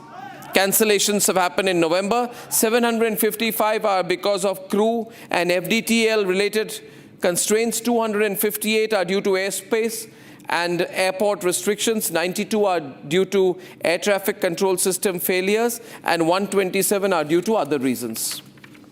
Viewers, there is also a safety angle. There is a safety angle. Only in India can these things happen. I want to say once again, if you're watching this tonight, remember, only in India are air passengers taken for granted. Is the Aam Aadmi taken for granted? Only in India are 300 flights cancelled without accountability. 300 flights. Only in India can 1,232 flights be cancelled in November without consequences. You know why? Because it's a duopoly. Air India and Indigo control everything, own everything. They don't care about the people. 61% of Indigo's flights are cancelled due to crew shortages. Why are they running an airline? There is the two-airline duopoly the Modi government has allowed. We are told that the Modi government does not like monopolies. First of all, I don't agree with that. There are too many monopolies happening. And now there is a duopoly. Obviously, the Modi government likes a duopoly. Why else does the Modi government allow 91.5% of the entire aviation sector of the world's most populous nation to be controlled by two companies? Is it good? Has the government made Air India accountable after the air crash? I don't think so. You have Akasa and SpiceJet, they have about 7%. Everything else is Indigo and Air India, Indigo and Air India. They can set the prices. They can torture passengers. They can be not answerable for air crashes. They can compromise safety. Air India ran planes that were not airworthy. Was there a single statement from the Minister of Civil Aviation? No. He's not answerable. And why is the central government not bothered about it? Because he comes from the TDP, an alliance party. So let him do what he wants. Even after the air crash, nothing happened. Any other civil aviation minister would have been sacked. Nothing happened. You keep giving a long rope to Air India, and the Tatas go to the government, go to the PMO and say, we want money, we want compensation, we want more help because post-Sindoor we've lost business. Air India is seeking compensation for the Sindoor fallout. We put out a report. They say we had losses of 4,000 crores, help us. Why should we fund Air India? You know, when Vijay Mallya wanted help from the Manmohan Singh government, it became a scam. Air India should stop doing this. Air India can fly an aircraft 8 times without certification. No other country would have allowed this. But Air India is owned by Tatas, can't touch them, can't question them. So the passenger must suffer. And viewers, I'll open the lines tonight because this is the most important news story in the country today. If you just saw the visuals, you would understand what I'm talking about. Passengers get flight cancellations, no prior notice. Delayed passengers get no compensation or redressal. People are treated very badly in our country. Airlines collapse when pilot-friendly norms kick in. The government regulator does not care. Why does the Prime Minister's office not intervene here? Why does the Prime Minister's office not intervene here? The DGCA is told to enforce safety and operational compliance. It's not doing that. Numerous exposés have happened on Republic and only on Republic. As far as Air India is concerned, it will run advertisements on other channels and give them sweet interviews. This is the reality.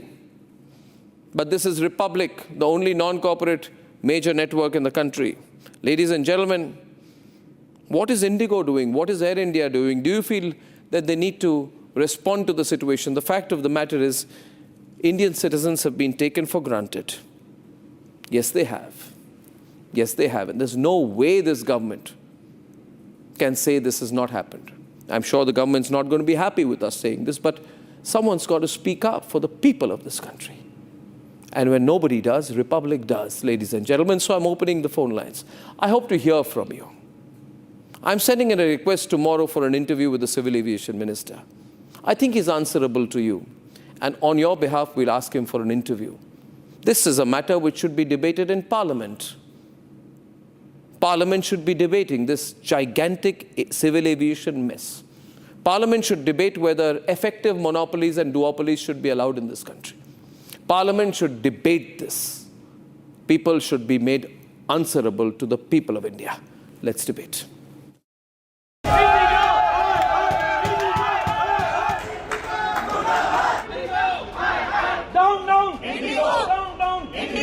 Cancellations, utter chaos, and zero communication.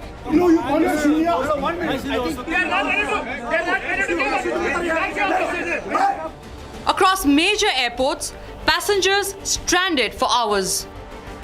At the heart of the crisis, India's most punctual airline, Indigo. Today I have a connecting flight, like I am coming from Hyderabad and I am traveling to Dubai. So basically in morning what happened, I got a shock, like they delayed my flight. So I was worried like my connecting flight will get missed. So approximately like 2 hours my flight is delayed from 7:45 to 10. They are saying we have four crew members, we will need one more. So that delayed due to that delay. Passengers say that they were left without updates, without any assistance. Flight almost 8 hours delay है, बिल्कुल भी कोई व्यवस्था नहीं है Indigo की तरफ से। पूरे एम्प्लॉयज़ जो है इंडिगो के कंफ्यूज्ड है, बिल्कुल भी कोऑपरेशन नहीं है उनके तरफ से। जितने भी पैसेंजर थे सब लोग त्रस्त है पूरा और परेशान है। कोई दिल्ली से आया है, कोई लखनऊ से आया है और यहाँ पे भोपाल में किसी को जानते नहीं हैं लोग और अभी कोई व्यवस्था भी नहीं की है इंडिगो ने उनके लिए। The chaos now derailing families. A Bengaluru family travelling to Bhubaneswar tomorrow left in a lurch. The bride and 110 guests stuck with no way to reach on time. So I have got an event there in Bhubaneswar for my son's wedding over there to be taken place at the Bhubaneswar. So I had a block booking of 110 tickets over there. I am not getting any proper response from the airport people over there. This is the passengers list which I'm getting it over here. It's of 110 packs. So I'm not getting the proper response from that. The airlines people are telling that we are just working on it. In matter of 24 hours it will be cleared. 24 hours they are telling, 48 hours they are telling. So I'm really tense what next has to be done now. And this isn't a one-day stumble. The airline's punctuality fell off a cliff. A 16% drop in just 1 month. This is the first big warning sign of a system breaking down. Numbers expose a system falling apart. Crew shortages, ATC failures, airspace restrictions. Air India dysfunctional, Indigo imploding. Thousands stuck across terminals. This all cannot be because of pilot shortage. Pilot shortage does not mean that 300 flights will be cancelled and so many flights will be delayed. Total mismanagement on the part of planning the pattern of operation of the particular aircraft and crew scheduling. Indigo falling, Air India falling, and DGCA missing. A duopoly created, now collapsing. Down, down! Indigo! Down, down! Indigo!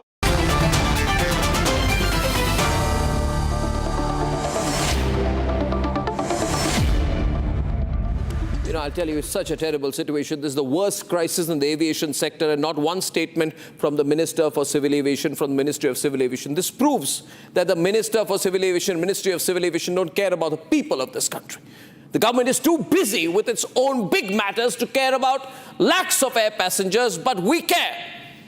Sam Thomas is president of the Airlines Pilots Association of India. Sam, what's going on here? It's a terrible crisis. It's a bad situation. You've seen the visuals. People are being treated very badly. Sam, what do you think? What's going on? Why is this happening, Sam? Nothing surprising. On the 22nd of November, we had a meeting with the DGCA, and what surprises me is that people are getting surprised about these deliberate criminal act by the airlines. If there is a shortage of crew, and if the FDTL is causing a problem, you had 2 years to deal with it. You did sweet nothing about it, and you made a deliberate act. Are you saying the Director General Civil Aviation knew about this mess, that this was going to happen? Are you saying they knew? Jitendra Bhargav, Sam Thomas of the President of the Airlines Pilot Association of India says the government knew and did nothing. Jitendra Bhargav. The government did not know, but DGCA did introduce new regulations, FDTL regulations, which warranted an increase in the number of pilots required by Indigo. Indigo perhaps expected that they will be able to secure an extension from DGCA. Why did they think so? Why? Who the hell allowed Indigo to think so? I want Captain Randhawa to come in. Did the Indigo think it's going to manage the government? Captain Randhawa. Arnab, you were 110% right what you have been saying, and I fully blame Indigo Airlines and the government of India to have accepted, because the implementation of the FDTL CR was based on the inputs taken from all the airlines by the DGCA, and they asked for the timeline. Everyone on Windows, 6 Windows, visuals. And mind you, that since 1st of July, when major part of the FDTL was implemented, how many cancellations in all the airlines? None. No delays. The problem in our country is, I want to just speak to the viewers tonight. You take flights, I take flights. Are the airlines treating you badly? Yes, they are. Yes, they are. I think airline staff are being very rude to many people. Ground staff are being very rude. There's a feeling the passenger has no choice. What will the passenger do? Sanath Kaul, chairman of the International Foundation for Aviation, Aerospace and Drones. The airlines think, oh, we got a monopoly, 92%. Where will these poor passengers go? Let them cry. Let them suffer. No, you're right. The DGCA gave, it's been over 2 months now that they said that we are changing the flight duty timing for the pilots, and they have not reacted to it because they have to recruit more pilots. Now, being a low-cost airline, they think, everything has to be compromised. No, that's not correct. Safety cannot be compromised.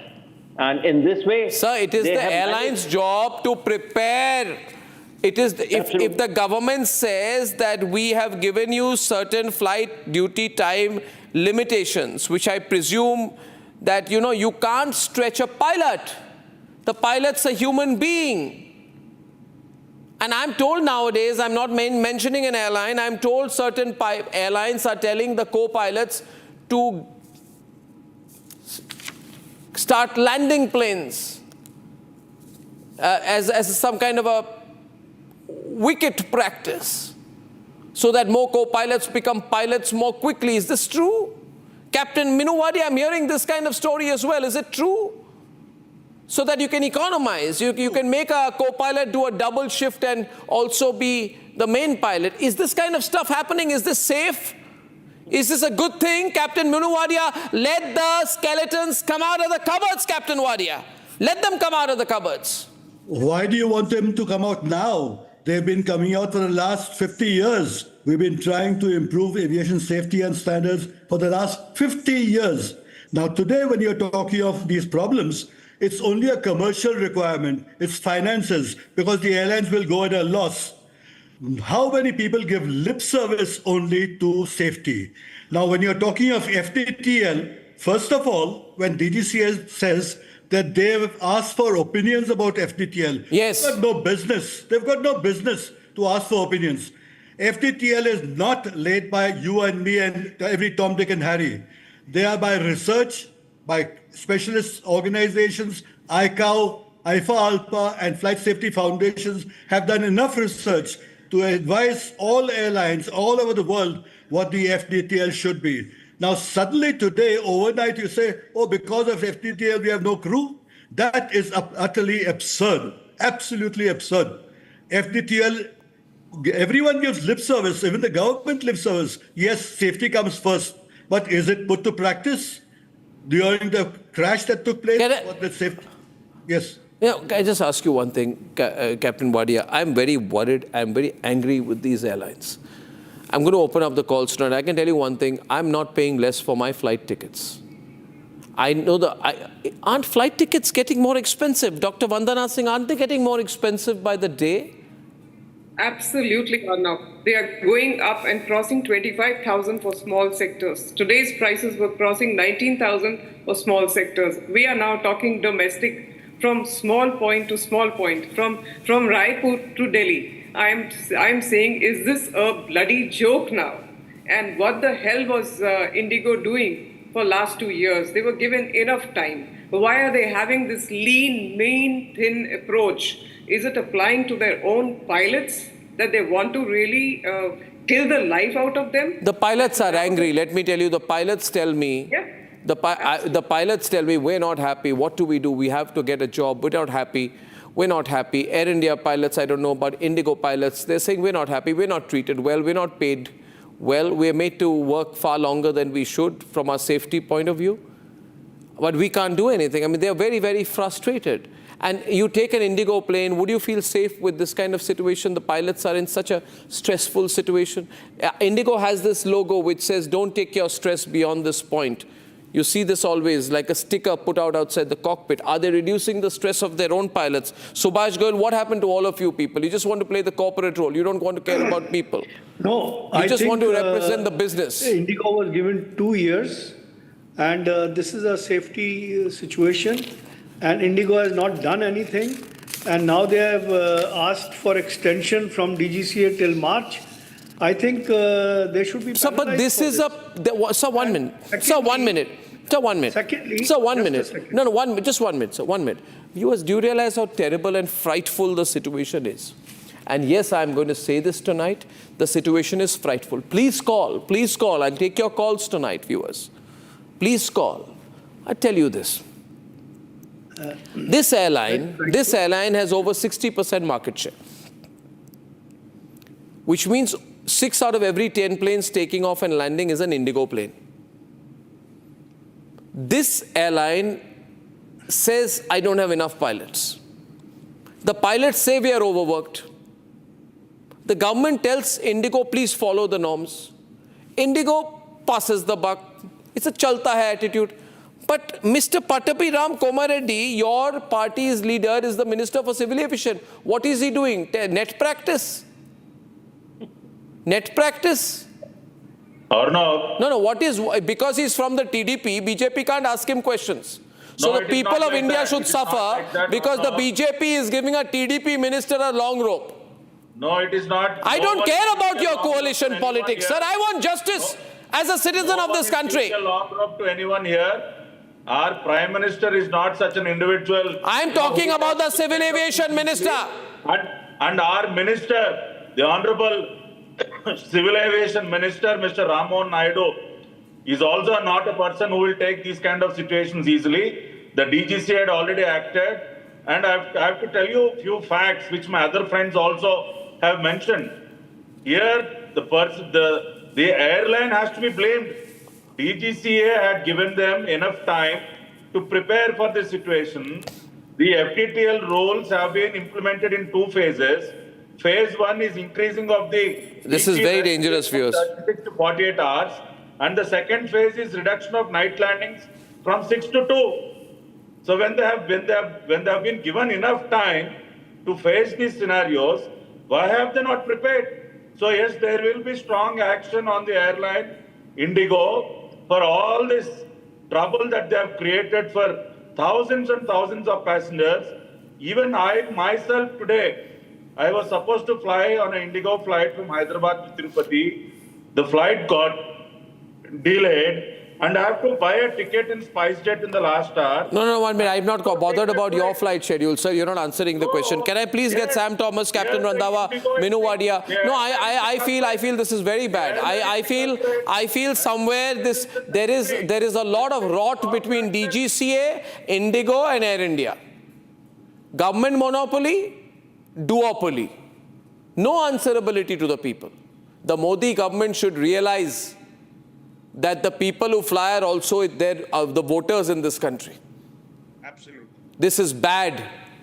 This duopoly between the Modi government should tell the people of India what is it doing to end the duopoly in the air sector. Minu Wadia wants to come in. I'm opening up for calls. Can I go to Meenakshi, stuck in Bengaluru airport right now? A lot of people calling this evening. Meenakshi, where are you stuck right now? Meenakshi, are you there? Bangalore airport. Yes, I'm there. Are you stuck? Yes, I am. Where and for how long? I am in Bangalore airport. I have been here. My flight was supposed to be at 5:45. I came at 4:30. It's 9:30 now, and we still have no clue when the flight is going to take off. They say they don't have a captain, they don't have a pilot, and they are still looking for something, and the ground staff are saying that... I'm requesting my news desk to call the Indigo airline official and take them live. Indigo needs to answer the people of the country. Call the minister and take him live. Let me say on the channel that the civil aviation minister is refusing to speak to Republic. I will say that. Call his office, call his residence. He's not too busy not to respond. Sorry about what you're going through. 6 hours. Minu, 6 hours. She's sitting there. There's no reply. Well, there are 2 aspects of it. First of all, let me tell you, the airlines are claiming and the DGC is claiming that the matter will be sorted out in 24 hours, 48 hours, or even a week. Please tell me how, without compromising safety. If you are good, do you have the pilots suddenly, are they going to come in 48 hours to operate all the flights that are cancelled? Where are you going to operate in the next 24 hours or 48 hours? You are going to compromise on safety. That cannot happen at all. There is no compromise. And this question of flight and duty time limitations, they have to regularly ask DGCA for dispensation. How on earth can DGCA give a dispensation? Are the passengers told that if you go on this flight, that your safety will be compromised by 50%? Sir, let me tell you, I'm very suspicious of what Indigo wants to do. Indigo has got a monopoly. The government should immediately act to end the monopoly of Indigo, first of all. The Modi government is answerable. The central ministry, there should be a parliament debate on it. The civil aviation minister, the prime minister's office should take immediate steps to end the monopoly. It's not good. It's not good to be dependent so much on one airline and one company. It's not good. Yes, Vandana? I want to say... I want to say that the winter schedules kicked in on 26th October. And today we are on 4th December. What was happening since then? They had enough time to... Can I tell you what was happening? Can I tell you what was happening? Clearly, it appears to me, Vandana, that one private company has the power today, most unfortunately, to put pressure on the elected government of 1.4 billion people. Or shall we say arm twist? And one private company called Indigo has the power today through its monopoly position to arm twist the government of India. And together with Air India, they control 92% of Indian aviation. And they are obviously pressurizing, Jitendra, they are pressurizing the government of India to withdraw the rules on safety.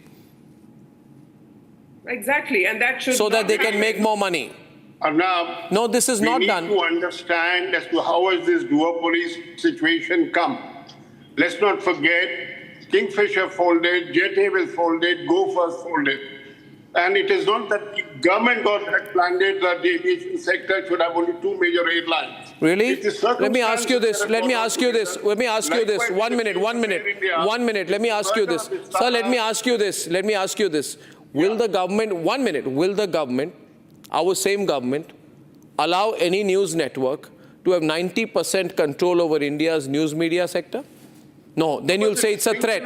But in aviation, but it is, we don't like monopolies. You say you are for free market economics. What free market economics is going on right now? Is this free market economics, Sam? If there is a merger... Why did Indigo not respond to the rules? Why is the minister not answerable? The minister should resign. I agree fully. The minister should resign if he's not capable of implementing things. An air crash, a mess in the aviation sector? On the television and explain. But to harp on it that it is a consequence of a duopoly situation... Of course it is a consequence of a duopoly situation. Otherwise, why would they dare not to follow the rules set by the DGCA? And now just one line, allow me to speak. 1 minute. I also want to know, I would like a public disclosure. I would like a public disclosure from Air India and Indigo on whether they have been giving gifts to any members of the Civil Aviation Ministry or the DGCA, whether there has been any gifting or whether they have been gifting or favors done to the Ministry of Civil Aviation officials and the DGCA. We must know what Arnab. I'm speaking for the people in this country. I want disclosure. I want the minister to answer the call tonight. Let the minister take my call. You can't make such wild allegations. You can't make such wild allegations. What false allegations? You can deny, you can say, okay, we don't. Did I mention any minister's name? I said I want public disclosure from all companies on whether they do any favors, to the regulators, to the DGCA, or to the Ministry of Civil Aviation. Even a toffee exchange will be seen as an inappropriate conduct. Okay. All right, chill. Where is the minister? Where is the minister? He is on the job. Why can't he answer the people of the country? What do you mean on the job? Well, people are out there in the airports tonight. People are out there in the airports tonight because of what's going on. You think people are not watching? He's not answering calls. News desk, call him. He's on the job. He's on the job. He's on the job tonight. He should be in an airport. I want the Civil Aviation Minister of India in an airport talking to the passengers. Who does he think he is? Donald Trump? I'm saying he will respond. Then tell him to come and meet us in the airports. On the debate tonight. Sam, call him. Call the minister. Call the minister and bring him on the debate tonight. Call the minister and bring him on the debate tonight. Bring him on the debate tonight. Bring him on the debate tonight. I say, Sam, let the minister be answerable to the people of India. Bring him on the debate tonight. We want to hear from the minister. You know, this kind of imperious behavior. Congress party used to behave like this. Congress party used to behave like this. We are not answerable to a channel. What are you? You are only a channel. Why should we answer to you? We are speaking for the people more than you. Yes, you can. Even we feel responsible. And first of all, don't give me this politician tone with me. Don't give me that superior politician tone with me. You know how angry people are? This attitude is what is going wrong with you guys. We are also with the people. The government is working. Fine. You are with the people. Then ask the minister to answer the people. Sam, you see the arrogance. You see the arrogance, viewers. You are seeing the arrogance, viewers. You're seeing sheer arrogance. Yes. You know what? I'll tell you one thing, everyone on. I'll tell you one thing. They are so angry with Republic tonight. Oh, a news network questioning the central government. A news network questioning the Civil Aviation Minister. A news network questioning a duopoly of two airlines that have 92% control. Who the hell is Republic to be questioning us? We are big people. Right? Open the lines, the people are big. We always respect people. No, you don't respect. You don't respect. You people have started thinking that you own the country. No. You're not respecting. You should see what's happening at the airports tonight. To address the situation. Yeah, if he's working, why is he not? If he's working, why is he not? Why is he not in the airport tonight telling the passengers? He is in his office addressing the situation. Addressing the situation what? Addressing the situation, what? Sitting at home watching Netflix? To bring the situation under control. He's under control. Tell him to take my call. He is trying to bring the situation under Really, control. I want a call. I want a statement from him. Bring the situation under control, as if he did not know all this while. These cancellations are unprecedented. Globally, people are asking. If you cannot implement FDTL, then you are an ineffective and incompetent minister. You should quit. Can you call the CEO of Indigo? I will call share the number with my team. We'll call the minister for, we'll call the CEO of Indigo. We'll call the minister. We want accountability. Why aren't you able to call the CEO of Indigo? Why are you afraid of calling him? 1 minute. Listen, you don't have to speak for the government, by the way. You don't have to speak for the government. I'm questioning Indigo. I'm questioning Air India. You are giving me a lecture. I'm the only person I question the Tatas as well. Did you question the Tatas? Did you question Air India? Did you question them after 171 people died? Did you ask the questions out there? Did you question the ministers, the parliamentary panel? Did you question those who gave Boeing a clean chit? Did you do that? Did you do that, sir? No, you didn't. You represented corporate lobbies. Captain Sudarshan, ex-Indigo captain, is with us on the line. You see, viewers, Captain Sudarshan, today we got whole lobbies angry with Republic, all lobbies.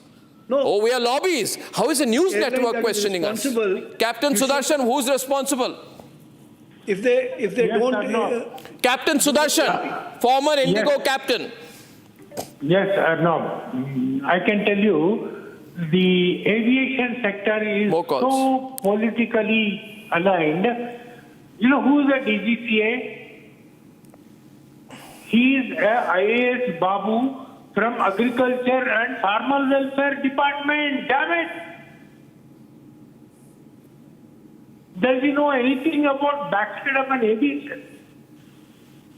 All aviation expertise he has is traveled in a business class or a first class. That's all.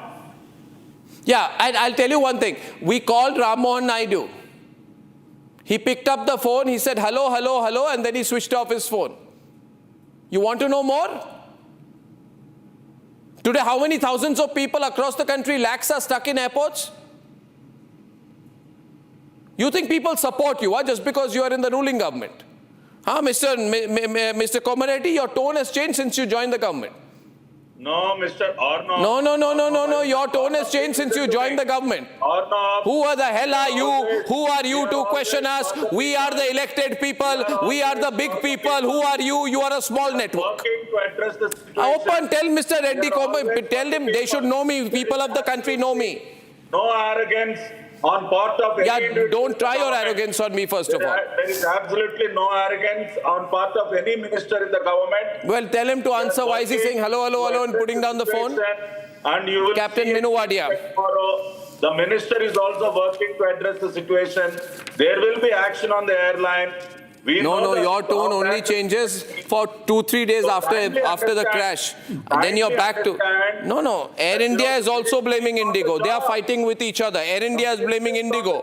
Air India is saying, I don't have parking lots because all have parking lots are taken over by Indigo. There's a mess going on between Air India and Indigo. It seems to me today, Captain Minu Wadia, it seems to me today that India's civil aviation sector is owned by Air India and Indigo. Government has nothing to do.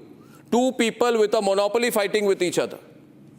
Since you mentioned the government and the DGCA, let me tell you from not today, from years and years, whenever anyone has been saying that they are unsafe and FTTL has been flouted, the airlines have been telling them that the DGCA has given dispensation. How on earth is DGCA authorized to give dispensation? And if any pilot or even engineer points out the safety aspects of it, he is sacked from the airline. There are enough cases for me to prove that the airlines have sacked people who have pointed out flaws in aviation safety.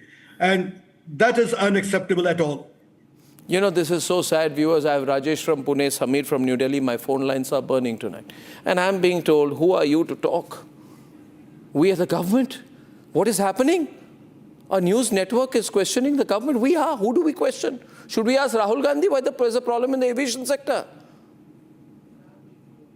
Jitendra ji, what is going on? Why can't you acknowledge? Yes, it's a mess.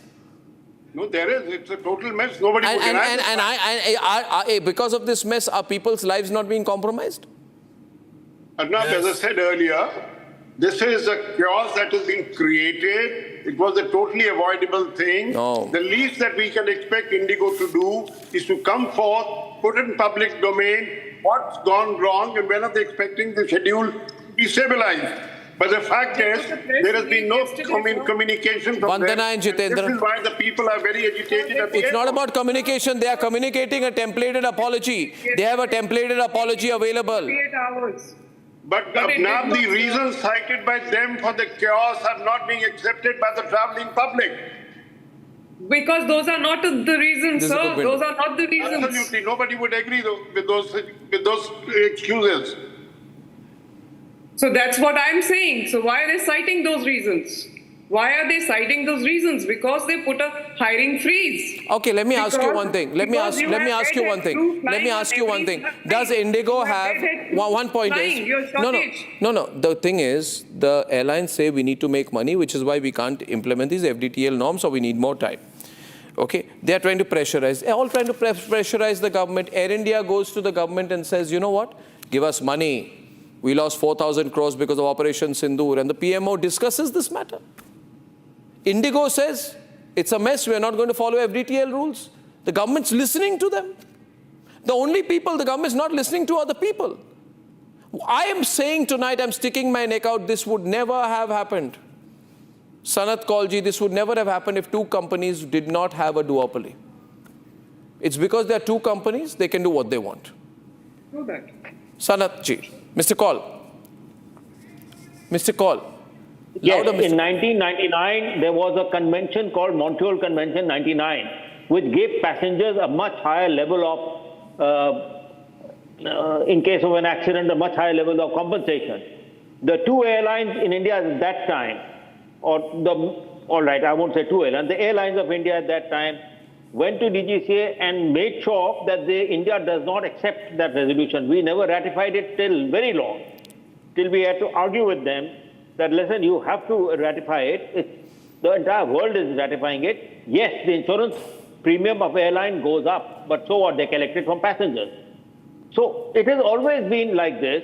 It's very unfortunate that the airlines tend to dominate the government machinery. That's it. And it's for money, isn't it, Mr. Sankal? I got Rajesh from Pune and Samir from New Delhi. What we need to know is, has Indigo gone bankrupt? Is it bankrupt? It has no money to follow the norms that the government has given, or does it have cash in the books? And if it's not gone bankrupt, if it's got cash in the books, why can't it spend some money getting a few more pilots and a few more cabin crew and stop harassing the cabin crew and the pilots and blackmailing the entire system? Sorry, sir. The new flight duty time limitation do not increase the number of pilots. We are not kids. We know the numbers. This is just a bogey. This is a deliberate act that has been used by not just Indigo, even my erstwhile airline has done it. And this is just to bypass. No, but Indigo has asked for exemption from FDTL. I am asking, why is this government even listening to them? Forever they've been asking for exemption. No, but why is the government listening to them? Exactly. They're not listening to them now. As on 22nd, they are not listening to the DGC at least is not listening. No, what was happening till 22nd? Oh, yes. Till 22nd, it was a free-for-all. It was. No, why was it a free-for-all with the Ministry for Civil Aviation who's not taking the calls of Republic? Why is it a free-for-all? It was an extension. When Arnab, this FDTL was implemented, why should you give dispensations? I want to know, because this was done at the behest of the airlines. So why did the dispensation, first of all, given by the DGCA? No. And why has the 6% schedules been increased by the DGCA if they do not have the crews? So it's a total bogey. They don't have shortage of crew. Their pilots are flying only 55 hours in smaller bases, and in larger bases about 70 hours. So this is a total bogey, and they are pressurizing the government when it's in. Why is the government getting pressurized? We thought we have a strong government. To safeguard and to ensure that they get a waiver on the FDTL, which they don't want to implement, and save money. That is the main crux of this. Arnab, No, let all the skeletons come out here. The core question Arnab, is... let's put it this way. No. One simple reason why the Indigo has been asked to ask request for relaxation in FDTL is to stabilize the schedule, bring normalcy at the earliest. No. This is a go-to-hell attitude. This is a go-to-hell attitude that I'm seeing here. These are airlines who are saying, go to hell to the government and to the people, saying we are not going to comply, let there be a mess. Let there be a mess. It's a confrontation between a private airline and a government, a cozy relationship gone suddenly awry. A nice cozy relationship that has now gone out of control, and the people are angry, and they should be. Rajesh is calling from Pune. Rajesh. Yeah, good evening, Arnav. Good evening, Rajesh. It's a situation wherein bankruptcy is the least of my worry of which airline. It is the bankruptcy of the passengers. A ticket booked from Pune to Delhi and return at 15,000 rupees. Pune to Delhi at 15,000 rupees? No, this was to and fro. But then the situation is today the flight is rescheduled and the meeting doesn't happen, and I have to book an Air India flight, which is costing from Pune to Delhi one way at 37,000 rupees. Let's get the politician to answer. What happened, Mr. Pattabhiram Komareddy? People can spend money.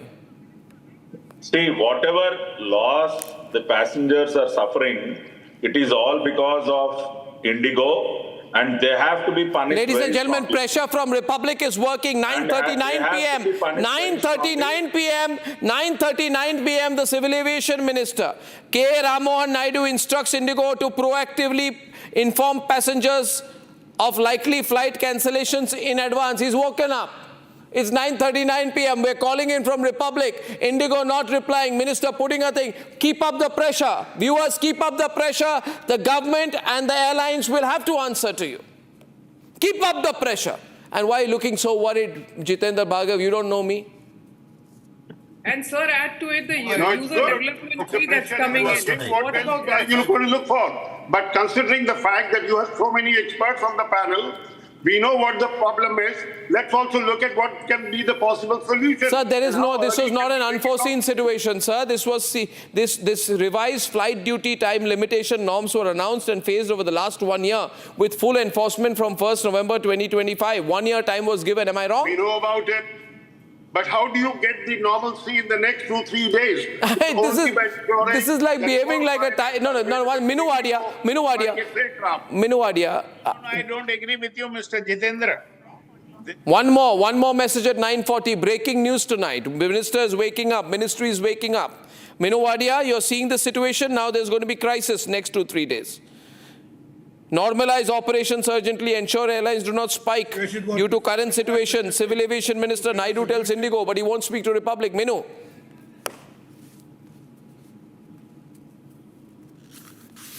Minu Wadia. First of all, as Mr. Bhargav is suggesting, to inform passengers, yes, I can hear you, yes, sir. How to resolve the problem in the next few hours. 24 hours, 48 hours, or even 1 week is not going to resolve the situation.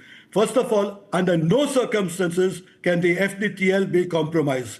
And the DGCA has regularly given dispensation to airlines to operate with, and if the Indigo says to ask for dispensation, if they have to totally stop flying for even 1 month or even 1 year, then they should jolly well stop it, but do not compromise safety.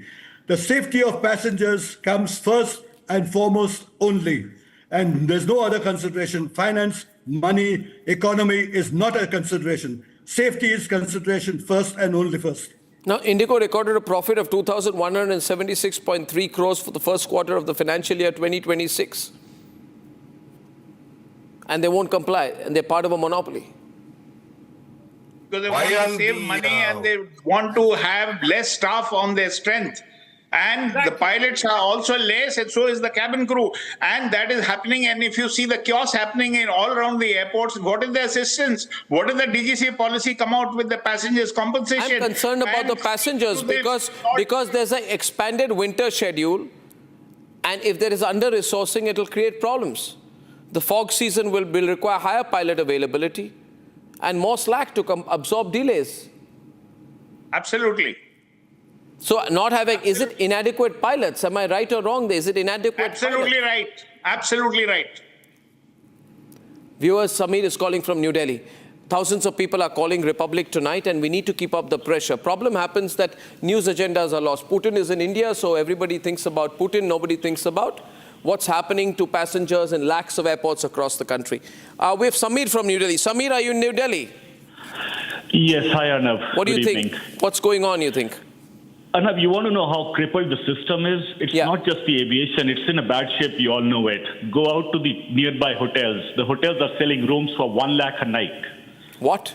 In Aero City, it's 90,000 rupees a night, the hotel rooms that would sell for 5,000 a night. Do you think it's only the one system? It's everyone around the system is like vultures feeding on to the people.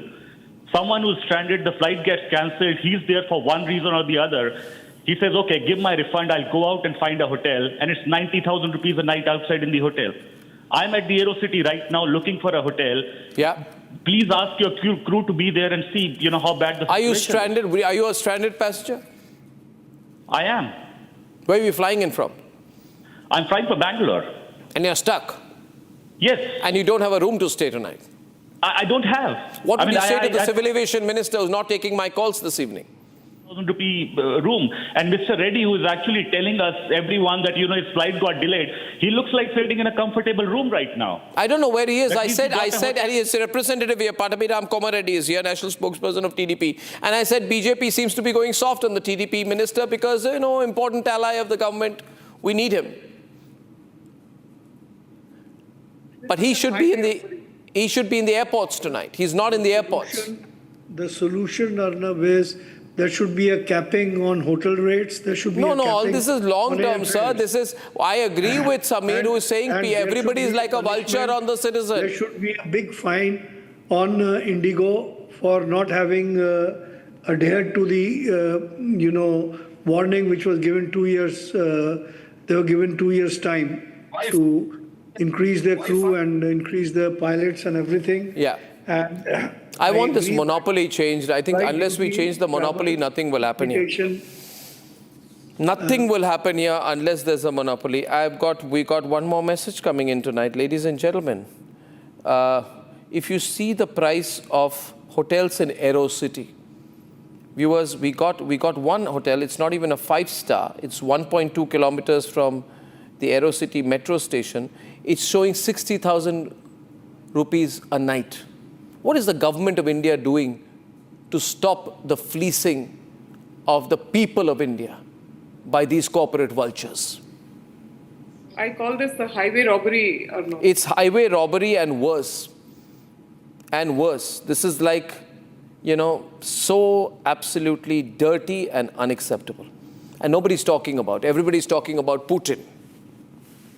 No, at this point of time, there is also user development fee in question here, which again the passenger has to pay. And there is a hotel in Mahipalpur, 2.9 kilometers, not even a 3-star hotel. It's showing rooms at 75,000 rupees a night.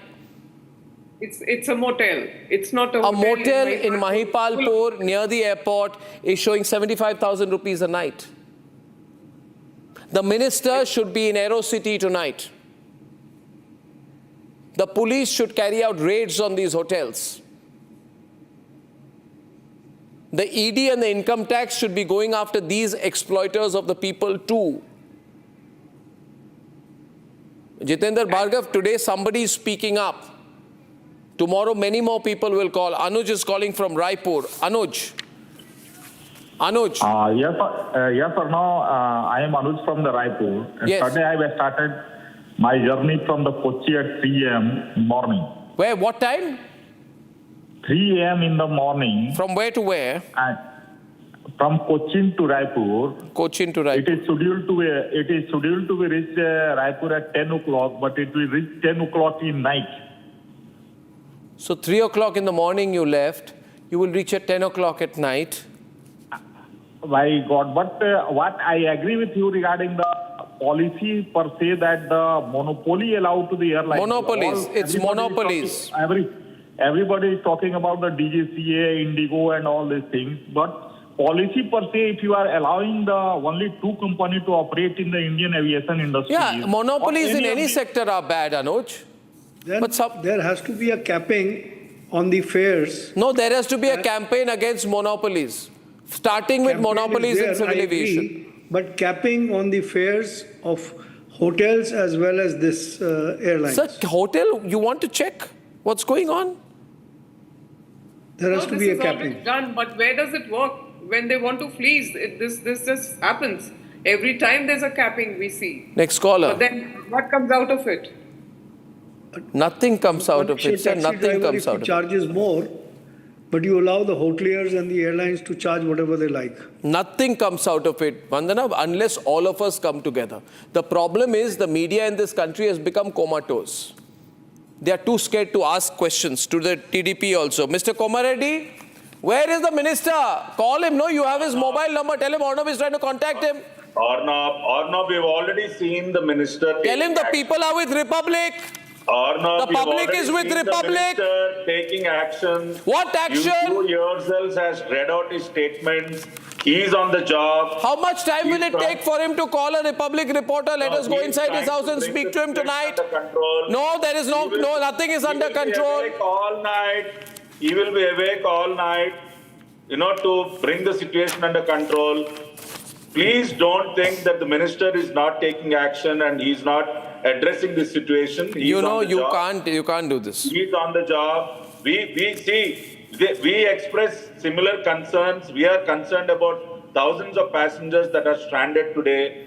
I myself face the situation today. No, you are not concerned. We know the pain of the passengers. You're not concerned. You don't know the pain. Air India did not know of the pain. Air India did not know about the pain of the passengers, the families of those who were died in the crash. They were busy in a corporate cover-up, and Republic was the only network asking them questions. The others were doing nothing interviews with their CEO.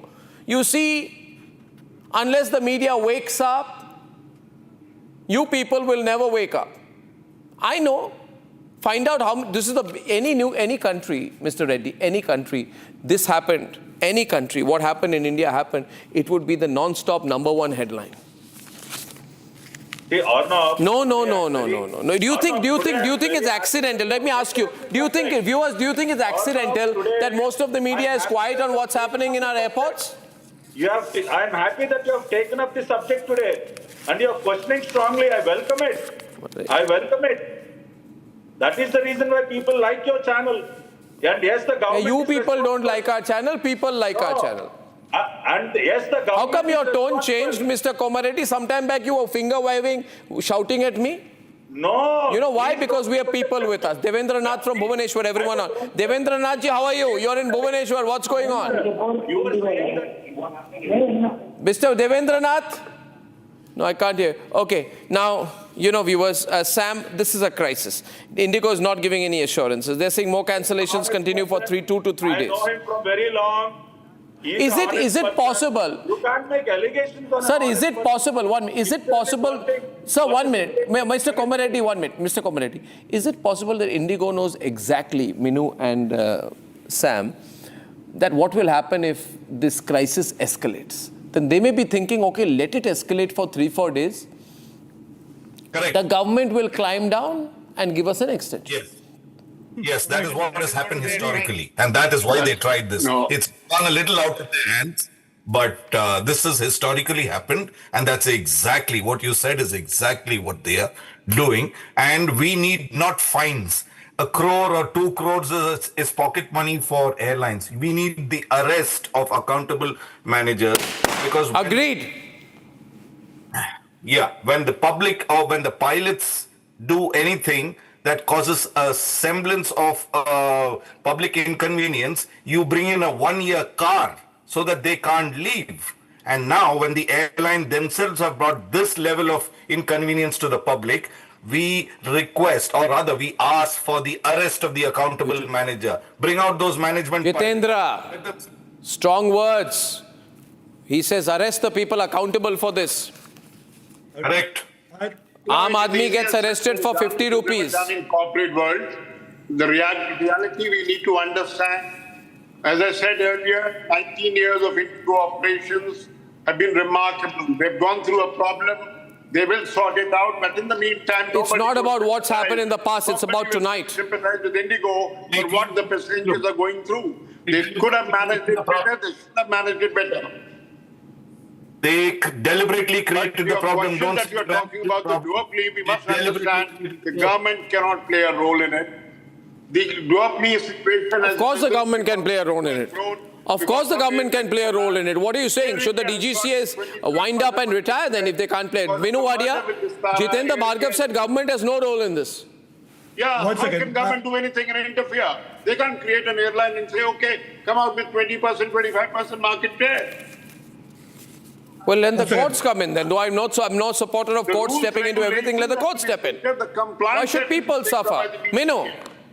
Yes, well, I'll refer the question to Mr. Reddy, who's trying to protect the government and DGCA. What will Mr. Reddy say if I tell you that in the past the government has been told and the DGCA has been told, and we have gone out of our way to improve aviation safety and standards, and the DGCA has gone out of its way to prevent safety standards from being increased. To prevent safety standards, DGCA, I am saying this on TV, bring a charge against me, I will have enough evidence to prove what I'm saying.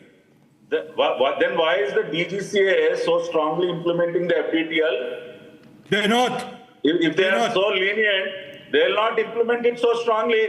They're not implementing. Now it is the DGCA which is implementing the FDTL, which is trying to improve the safety, protect the passengers, improve the safety standards. That is the reason why we are the DGCA is so strongly implementing the FDTL. So please kindly understand that as far as passenger security and safety is concerned, there will be no compromise. Viewers, there has already been a big compromise. That is utter nonsense, absolute nonsense. There will be no long-term which will be extended to any airline. Viewers, in India, air passengers are taken for granted. The DGCA is a mess. The Minister for Civil Aviation is not in control quite clearly. And the duopoly between Indigo and Air India is bad for the people of this country. This is my view. Also, please note, viewers, none of the corporate channels, the corporate networks are reporting on a matter that matters to you. That is why, when it matters, remember, it's only Republic. See you tomorrow evening. Good night and goodbye. Time for a quick breather. Arnab will be right back with the debate. Powered by Century Ply Club Prime. Raho befikar.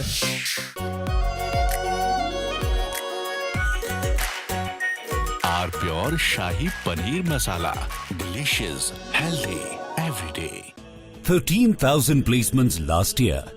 At Amity, we are committed to nurturing passionate, hardworking and proactive professionals. MDH की हल्दी मिर्ची धनिया करे कमाल, ये रंग दे, ये खुशबू दे, ये तीखा, ये कम पड़े, क्या निराला MDH मसाला। पैसा लगाना है तो सेंचुरी प्लाई क्लब प्राइम पे लगाओ, डूबेगा नहीं, जलेगा भी नहीं, कोई खा नहीं जाएगा, धोखा नहीं देगा, ऊपर नीचे भी नहीं होगा, सेफ रहेगा, सिक्योर्ड, मिनिमम 30 साल का रिटर्न देगा। अब इससे बेटर इन्वेस्टमेंट है तो बताओ। सेंचुरी प्लाई क्लब प्राइम, रहो बेफिक्र। आर प्योर सूजी पास्ता उबालो, मिलाओ और खाओ, 8 मिनट में तैयार। क्या टेस्ट है, सबका राजा R pure masala. Time for a quick breather. Arnab will be right back with the debate. थोड़े में ज्यादा स्वाद, ये तो है इसकी खास बात। वाओ मामा, क्या स्वाद है? अरे मेरे राजा, सबका राजा R pure masala. 13,000 placements last year. At Amity, we are committed to nurturing passionate, hardworking and proactive professionals. आधे बाउल दही में 4 चम्मच MDH चटनी पुदीना मसाला डाला, स्टर करो, पुदीना चटनी तैयार। MDH चटनी पुदीना मसाला। पैसा लगाना है तो सेंचुरी प्लाई क्लब प्राइम पे लगाओ, डूबेगा नहीं, जलेगा भी नहीं, कोई खा नहीं जाएगा, धोखा नहीं देगा, ऊपर नीचे भी नहीं होगा, सेफ रहेगा, सिक्योर्ड, मिनिमम 30 साल का रिटर्न देगा। अब इससे बेटर इन्वेस्टमेंट है तो बताओ। सेंचुरी प्लाई क्लब प्राइम, रहो बेफिक्र।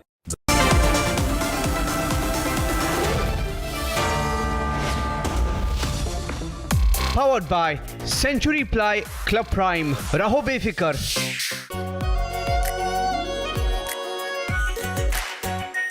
Our pure Shahi Paneer Masala. Delicious, healthy, every day. पैसा लगाना है तो सेंचुरी प्लाई क्लब प्राइम पे लगाओ। डूबेगा नहीं, जलेगा भी नहीं, कोई खा नहीं जाएगा, धोखा नहीं देगा, ऊपर नीचे भी नहीं होगा, सेफ रहेगा, सिक्योर्ड, मिनिमम 30 साल का रिटर्न देगा। अब इससे बेटर इन्वेस्टमेंट है तो बताओ। सेंचुरी प्लाई क्लब प्राइम, रहो बेफिक्र। MDH की हल्दी मिर्ची धनिया करे कमाल, ये रंग दे, ये खुशबू दे, ये तीखा, ये कम पड़े, क्या निराला MDH मसाला। आर प्योर सूजी पास्ता, उबालो मिलाओ और खाओ, 8 मिनट में तैयार। क्या टेस्ट है, सबका राजा R pure masala. The Indian Army has rarely spoken so loudly without uttering a word. And in exercise Ram Prahar, it delivered perhaps its clearest message from the Western Front in recent years.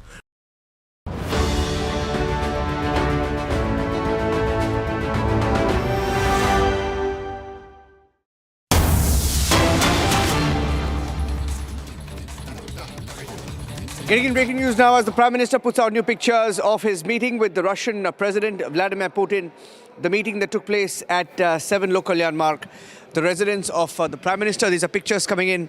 The Prime Minister putting out a tweet with pictures from 7LKM. We'll go across to Abhishek Kapoor, my colleague and senior executive editor, joining us on the broadcast. The Prime Minister has put out about 3 pictures, all from his official residence.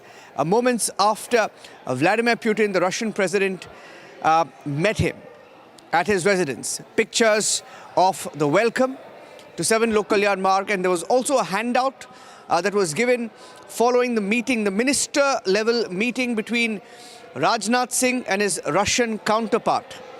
Details coming in of that meeting as well, as Raksha Mantri met his Russian counterpart, and they co-chaired the 22nd India-Russia Intergovernmental Commission on Military and Military Technical Cooperation, the meeting that took place in the national capital.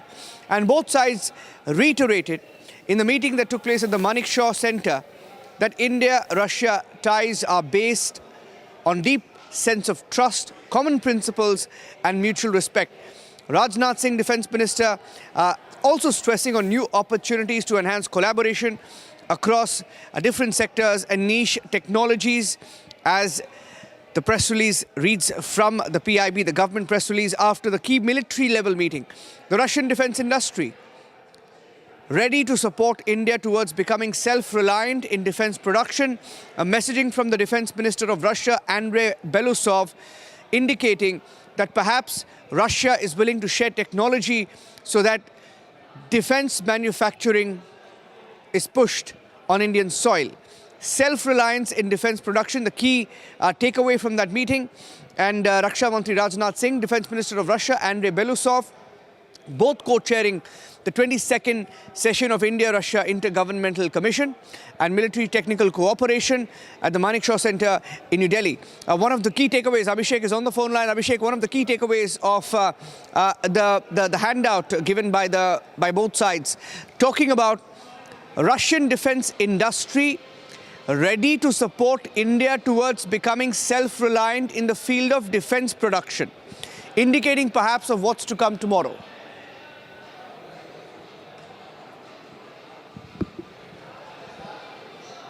Rakshita's on the phone line. Rakshita.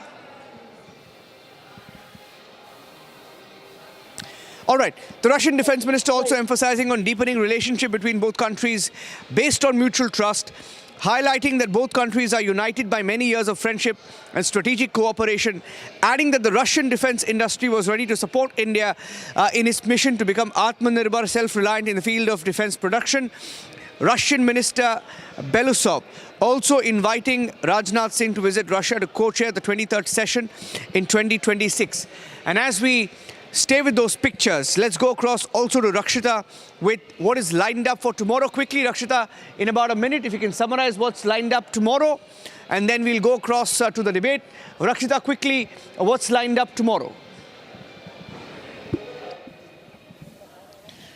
Well, it's going to be a very, very busy day indeed, as it will come down to business. Of course, this is a private dinner, and yes, we saw that there was bonhomie, and there is, of course, warmth that was displayed at the tarmac right from the moment Vladimir Putin landed at the Palam airport. But from there, as we speak, the dinner is still underway. What we understand, so it's been almost more than 1.5 hours. In fact, it's been more than 2 hours the two leaders have spent together, and we expect that they are going to set the tone for tomorrow. Now, tomorrow, of course, everybody will be having their eyes on the meeting, the business summit, the meeting that is going to take place tomorrow. However, the early morning we'll see that. Yeah. Thank you for that. Thank you for that, Rakshita. Let's go back to the debate. We're getting you the latest pictures from the Prime Minister's residence. Prime Minister tweeting these pictures of him with the Russian President Vladimir Putin. And let's go across now to the debate with Arnab Goswami.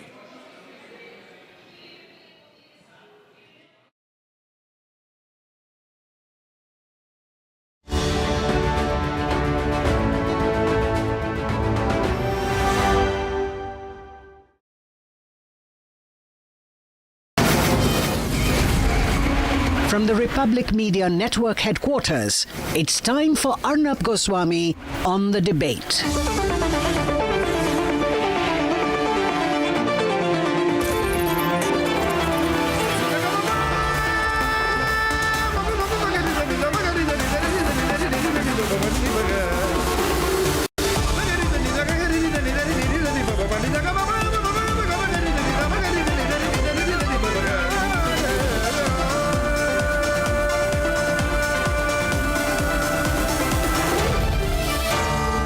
Arnab Goswami on the debate.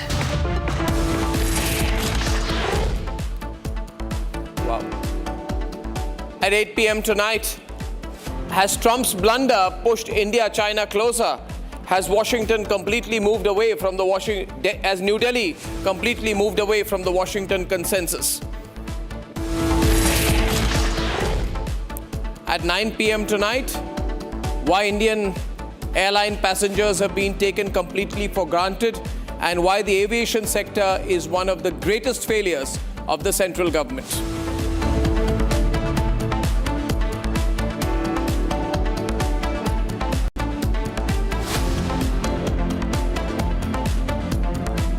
And ladies and gentlemen, I'd like to go full frame to the visuals, please. Thank you. Of Putin landing in New Delhi. Ladies and gentlemen, Prime Minister Narendra Modi went to receive him. As he landed in Delhi, he'll be here till tomorrow evening. And as we see these visuals and the bear hug on the tarmac of Delhi airport, a thought today. Trump has met Putin. Prime Minister Modi has met Putin, which means that the whole idea of Russian isolation is over. US and Western sanctions have completely failed. India and Russia, Modi and Putin, are two world leaders who have stood up for national interest. They have said, nation first, and that is why Russian crude is today 35% of India's imports. We are pushing back against American sanctions. And Putin knows it, that Narendra Modi has really stepped forward and refused to give in to pressure from America. America is putting huge sanctions against India, but Narendra Modi and India has made it very clear to America that 70-year partnership with Russia will not be sacrificed for a few months of Trump's pressure. Ladies and gentlemen, the West realizes how important this relationship is. And as we cover every aspect of this visit, as we tell you about all the important developments and agreements, the fact is that India is asserting its strategic autonomy. The Prime Minister is willing to defy American pressure. And India has refused to become a single source client on defense. We have made it very clear We have made it absolutely clear to the Americans that we will do business with any vendor in any country, depending on what our national interest is. But most importantly, ladies and gentlemen, as you watch these visuals, also keep in mind that Russia also